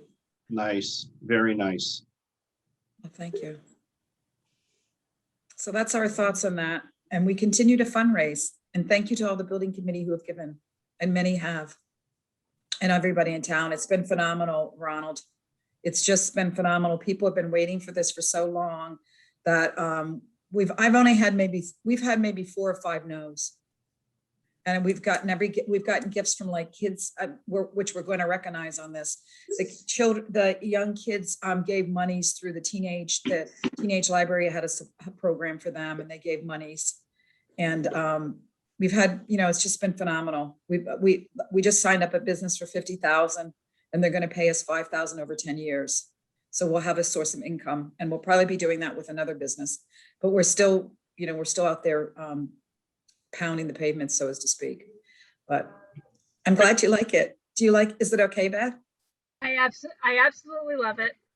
I do have about 3 questions. Okay. I'd like to see a floor plan with the place you want it to go marked in red to make sure that we don't have any conflicts. Okay. I hope you're We not did- talking about the shelving wall for the whole. No, we're not. In fact, Beth, I can answer that right now. I can answer this right now. Because at first we were going to put it on the wall where for a short period, we know we have to have that desk, which Andy Yeah. pointed out to me. And then we were like, let's put it on the opposite wall. So the only thing is the door to the kitchen would cover it, but I am told that door would be closed almost all the time and locked. That door is on a closer right now. So, and Okay. it will stay closed unless somebody opens it. And what What's was nice wrong with the about other wall? this is as people enter as they enter the community They'll room, see they'll it. see it. I also should Okay. tell you, we're gonna have lighting that we're gonna provide. We're gonna have it lit. It will be lit in some way. We'll determine that. All right. So is it the elevator room wall? No. Like- No. No, If you're standing in the lobby and you're looking towards the community room, it's the wall you'd be looking at that's adjacent to that wall. you have Okay, your so bookcase. there's a space. Okay. Gotcha. Yeah. You have Okay. your case there, and then Oh, and I think will be nice. Okay. Yeah. Because And in fact, we talked about if this needed to expand, it could expand Right. over the kitchen door and onto that wall. Yeah. That was our thinking. Okay. The Cool. other thing is too, and I like this idea because the entryway, we had a donation for the entryway, so that's gonna have some donor info. So when you walk in and then see it, it'll be a nice symmetry, or, it'll just kind of make sense. Okay.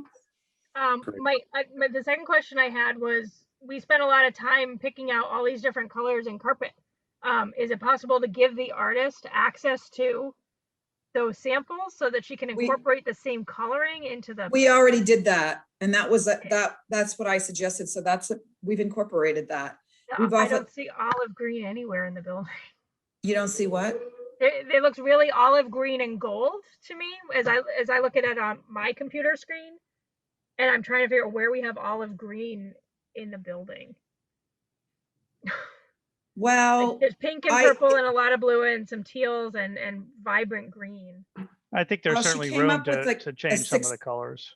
she came up with a palette of 16 that was recommended by the people at Sunshine. So I can discuss that with her if that's, the honeycomb itself has to be the color it is. But I don't know if Andy wants to talk. I have to tell you, at first, I'll have to tell you the truth. At first I looked at this and I was like, I loved it, but I didn't love the colors. And then I went and Yeah. looked at other ones that she had done, and then I looked at it again and I said, no, I really do like it. It's a little drab. The bookmarks are a little drab. She works a little bit drab. Oh, Yeah, I like the concept and the design a lot. Yeah, are but you I using- think we could revisit the color palette, right? I Yeah. mean, because I know there's purples. I mean, you don't see a lot of purple in this either. well, I guess there's whatever color palette she chooses, it'll have she chose a 16 color palette, which is what's suggested by Sunshine. So we can look at that again, I guess. Okay. Are you using the same font as the rest of the signage or a different font? Or have you not got We've- that far yet? We It doesn't have probably to will, match. we may do that so that, well, I wouldn't show that. I didn't want that to be shown. I don't want that, I think that, I think that can be determined, but we do want there to be, you know, similarities. So we probably may take okay. that into consider. It would make sense to use that font on the plaques and on, you know, we are going to have we're going to have like on the wall for some of the big donors, we're going to have like, we have to decide the verbiage, but it might say gift, like for example, it might say entryway gift of Washington Mills. And that might be in the same font that's on this, if that's what you're talking about, because I like that kind of idea. I think that looks good. And then I was wondering if it's, because we're going to keep adding to it, right? Is that the idea? Is it going to be alphabetical or random? I like the idea of grouping corporations, but I don't know. I think, I love that everybody's name is going on it. I don't want there to be like any hierarchy. As you look at the wall for your name, you'll see all these other names of people who donated Yeah. or who are in memory of. Yeah, and that we would be don't- random. That would be my only request. we don't want anyone upset because we know how far we had to go to get to where we are. So anybody that I know of that sent us information, if somebody went into Unibank and just gave money, we may not know. That's why I didn't like that reference anywhere, but I think it's still on the website, but I don't think people have been going in. But so we think we know almost everyone that's given. But we did think about, one option would be to put like friend and then someone's name and supporter and someone's name. So, you know, above 1,000 or whatever the number is, they're the supporters, where everyone else under that number is a friend. But it would still all be the same size tiles. Yeah. And then just randomly Yes, placed. we in could do honeycomb. that. Is in a hive, are there different distinctions like that? Well, there's workers and there's the Workers bee. and queens. Yeah. I mean, I think we'll see as we go with it. John isn't saying anything. What do you want What to do you- say? Okay, so do you like this? Do you like this idea? Or you think it's like far out? It's okay. It's fine. I'm just getting used to whatever goes, you know. I like the connectedness of the little hive. I do like that, but I kind of agree with the colors of Okay, the flowers. I'm colorblind, but I can tell. okay. I don't We'll know. look at the colors. We'll look at the Yeah. colors. I mean, I don't have an issue with that. I thought about that at first. I can ask for a couple of different, we'll get some different palette colors. But we should get the palettes from Ron, right? Ron should provide the colors of what's in. the Well, we know, library. I think we know that, but we had to, well, we couldn't do that, but we gave the artist samples of things. I'm just saying that we're gonna, whatever palette we choose, we want to do it in 16 different shades. So if Ron wants to send me something, that would be fine. I mean, I did give the artist samples of, she saw the rugs. I think I even gave her samples. I think Andy did too. So I think she's seen the colors. If Yeah, I'm not, and I can double check with her to ask her about that as well. yeah. I wouldn't really have anything else to Yeah, give I her think- in addition to that. I think she has that. I'll double check with her. Okay. There's Would that it be- final furniture FF&E presentation that we did that had like page by page, here's the wall color, here's the tile color, here's the carpet sample. Yep. Here's the fabric swatch. I know. it's Where's not the all same- that stuff? I can send that. Yeah. Okay, We- can you we send have- it to my attention or Beth's attention? Yeah, you can send it right to Dana, or Dana, I could send it to you. I'm sure. You I can have send it to me. Oh, do you have that on email? Do you have that electronically? Yeah. Oh, just send it to me. I'll send you, you already probably have my email, but I'll send it to you, Ron. I think I have your email. Do you want me Thank- I'll send you an email right after. We Okay. have those red and white mushroom seats in the children's room. The Yeah. toadstool seats. Yeah, So, I mean, I like just changing the toadstools in this picture to red would not work because it wouldn't then work with everything else, but like just something to keep in mind. I mean, she's an artist. She looked at all the samples that were available and she made her own choices because she's an artist. Right.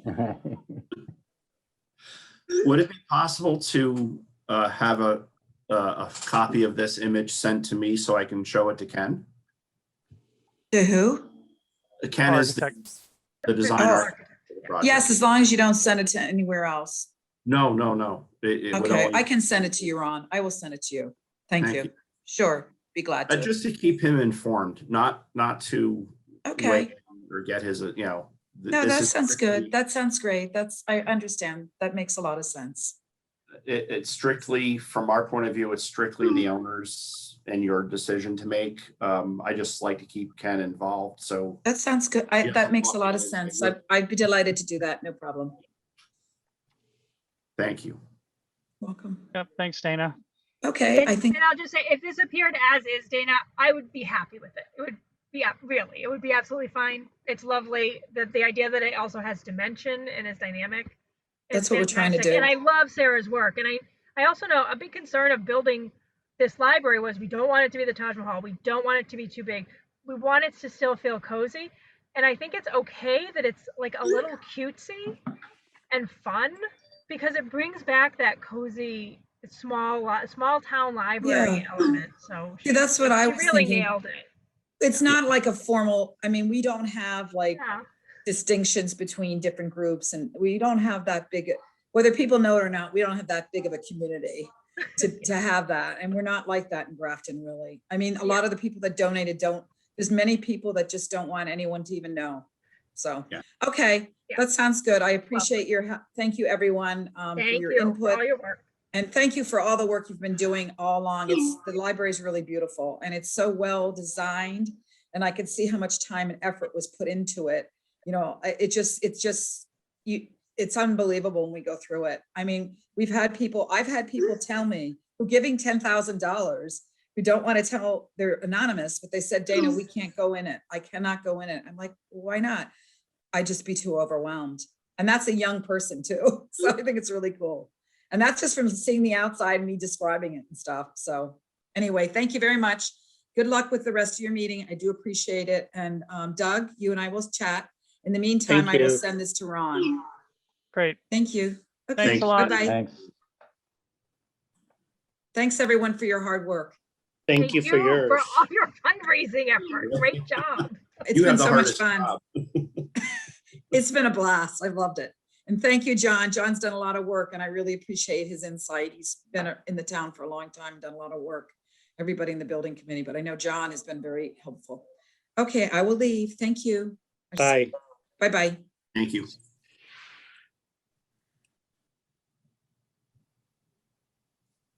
Gates. Let's look at some gates. Not gates. Roof Railings. screen. Sorry, Roofs. 10 minutes was a gross underestimate of how much time that would take. It's okay. It was Yep. productive. Yep. Definitely. Okay.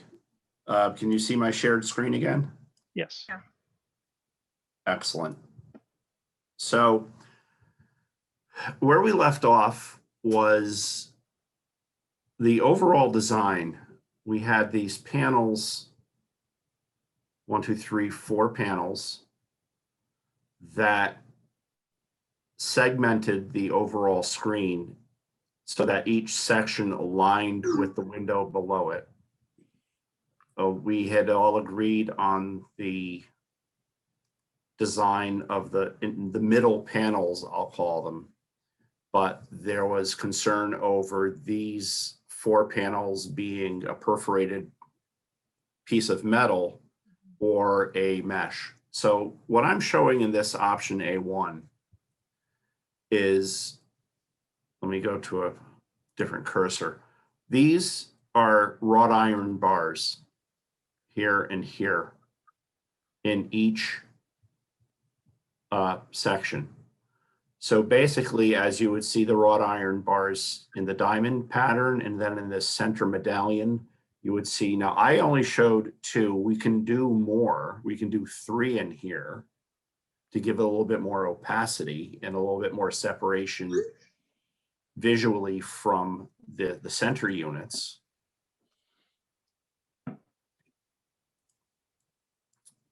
Oops, I didn't want to do that, sorry. So this option would have vertical square wrought iron bars.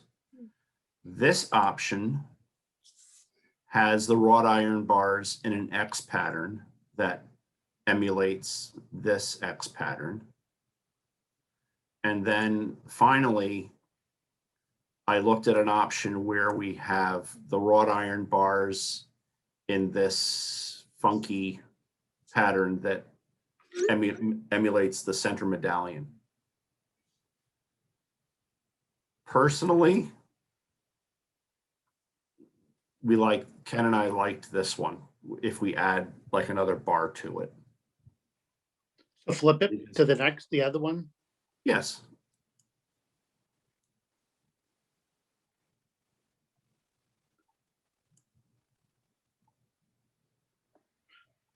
So Let me it's see. either, it's X's or I's, right? Is that the boil it down? I don't think I can do more than, I think I like the I's better than the X's. Yeah. The first one, A1. okay, I'm just gonna go back. Yeah, Yes, yeah, think I like the I's. Those panels are more distinctive. yeah, The other ones exactly. you get kind of lost. You have to concentrate to see that those are separate panels. These are Yeah. obviously separate. Yeah, we would like to see an additional bar. Now, I'm just gonna draw one in. It's not gonna be in the proper place, but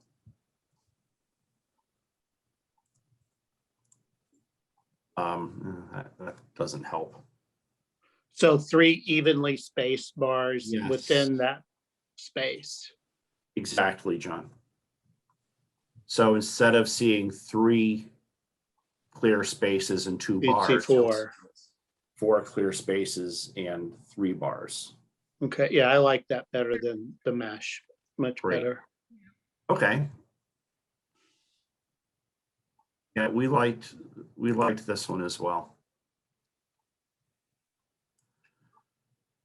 Okay, so if we're all in agreement, that wraps up everything I had for tonight.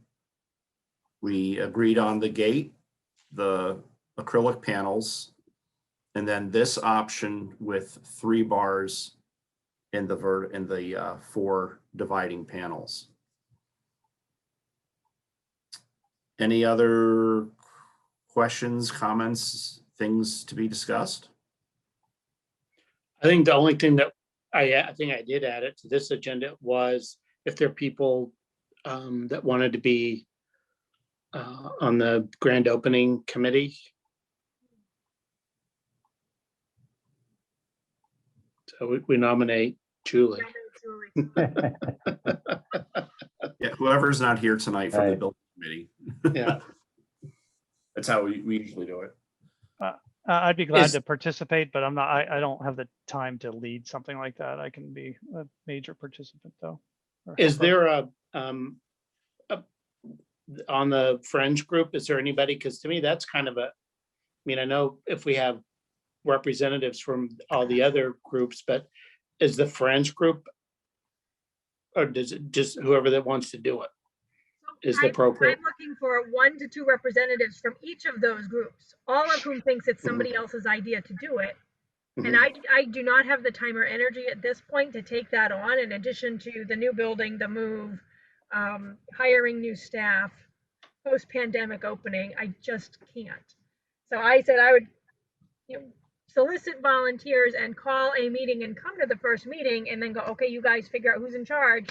Mhm. You just send me the invitation. Here's my list of people that I want to make sure we include.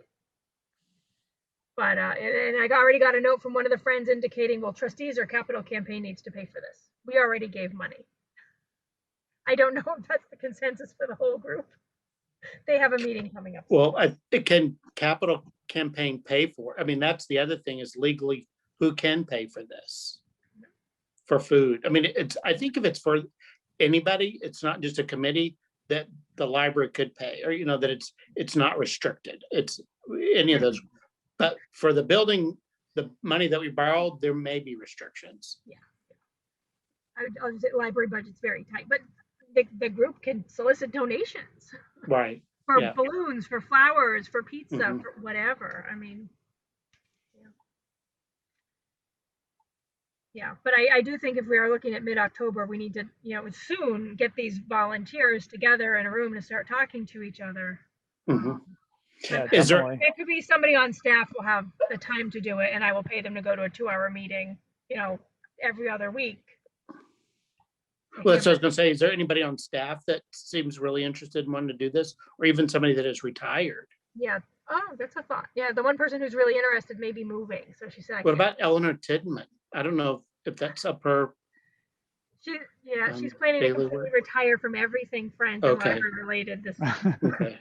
We're Well, to be honoring her at we this. can make a special announcement for her, having, Yeah. but, I know it's easy to volunteer other people. Yeah. So, If I don't start hearing next week, I'll be sending individual emails to folks to say, hey, can you commit? I need you to commit.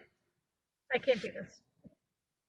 oh, and did the COVID rules change for meetings or not? Because I thought as of the 15th of this month, Yeah. everything has to be in person. Or we have to have in person. You can choose to or elect to have in person, but I'm not sure. I think I'm not in either. person, but but you can have remote participation by committee members, but maybe not public comment anymore. Uh-huh. I'm not clear. And then somebody was going to file some kind of an extension.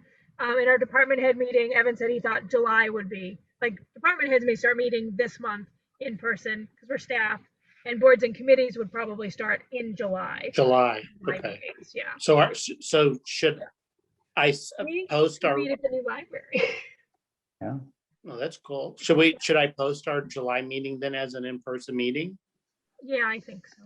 Can we legally meet there if it's not, We have to get a certificate of occupancy certified? Yeah. or substantial completion or whatever the Yeah. designation is. When does their insurance, the CTA's insurance change over? After the certificate of substantial completion, once the building can be occupied in the manner which it was designed, and they've got that point, then they're going to ask for the town to take over their insurance. That's the trigger. So there'll never be a gap, but first the C of O, substantial completion, then insurance transfer. Right.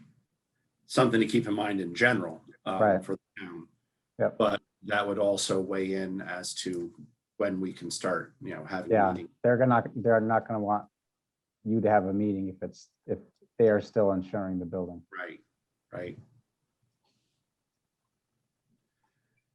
Unless somebody trips and suddenly they're paying for the building.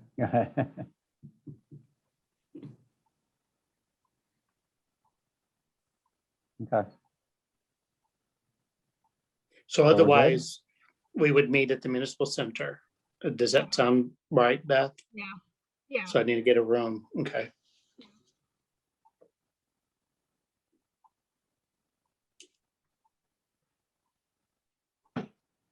We want to book a date? Well, July the 12th is the Yeah. full committee, but I don't know about, or does the subcommittee is not going to need to meet anymore, or do we need to meet again? I don't. Ron, are this you aware point. of anything else that, I can't think of anything that is on the agenda. if something came up, we'll just schedule a meeting. Yeah. Yeah. Window blinds for interior offices. I guess that wasn't part of the package. Like I will some double, kind of a scrim so Mhm. that we I can will double have check. privacy of some kind. Yeah. That's the only thing I can think of. that What about hasn't the been addressed. curtains for the old, I don't think there's any Wheelock going room? in. There aren't any going in. The purpose of the curtains was because we had computers in that room that we couldn't move around. Like we had a circulation desk and we got the glare and you couldn't see the Mhm. computer screen. And then we had the public computers right by the big window, which didn't have curtains because the sun didn't stream in from the two sides. so there's no winter treatment at all? I don't think so, no. Okay. No. If we want it, if you can propose if you would like. to bring No, I something just forward, thought that was like send it to Historic Commission. I think that was just on the agenda that I don't know why I kept putting it on there. Somebody And I had one more question for this group is, I know that the computers and stuff have been purchased. What about the gaming room, the hardware for the gaming, what devices and stuff like that? Who's just making that decision? So I had at the time of the proposal, I'd requested and budgeted for whatever the newest, Microsoft and whatever the newest PlayStation consoles were. I understand Walmart has PS5s, but they're $1,000. But it's going to be like Andy's job to go to Best Buy and procure it. And Okay. if So we can Andy, set up a town account, we will. We can't. I don't think we can spend $1,000. I mean, it should run 600, not 1,000. But they're in demand right now because all the new ones just came out. but you do so- want to get the latest, right? So that it's not obsolete in a year or two. All right. And then what about, are there any like actual gaming computers in that space, for with Yeah. graphic GPUs and stuff like that? We got iMacs for the teen makerspace to go with the 3D printer. I always specify gaming quality everything because then you get a fast multimedia computer. But the final, budget and requisition was not really up to me. So that's No. Andy. Okay. Yeah. I think kids are going to be bringing in a lot of their own equipment.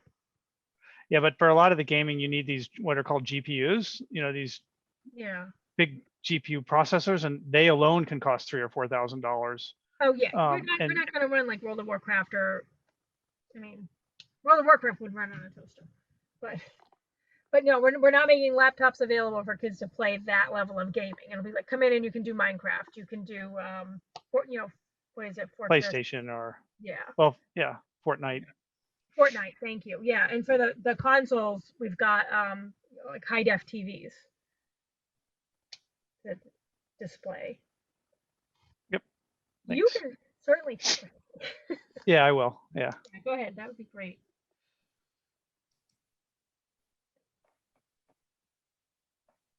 I don't know if Andy's still on, but are we cash flow? We're doing okay for money? I don't know if I missed Yeah, like- that part. You said this month we're actually better off than we were last month because we projected a change order, a proposed change order dropped off the ledger, and we had already kind of baked that in. And so we had a $31,000 change order this month, but a $38,000 change order actually dropped off. Okay, So our projected costs are actually better than they were a month ago. so we're still in the black. And we actually moved $225,000 between the trustee trusts and the capital campaign. Okay. All right. I don't think that Dana said, and I don't know if you're saying publicly yet, what the total amount that you have raised to date in the capital campaign. Is it a public number yet? I don't think Dana's been, we were targeting 800,000. That's what we told town meeting, and we are mighty close. Okay, And we expect to get over that number.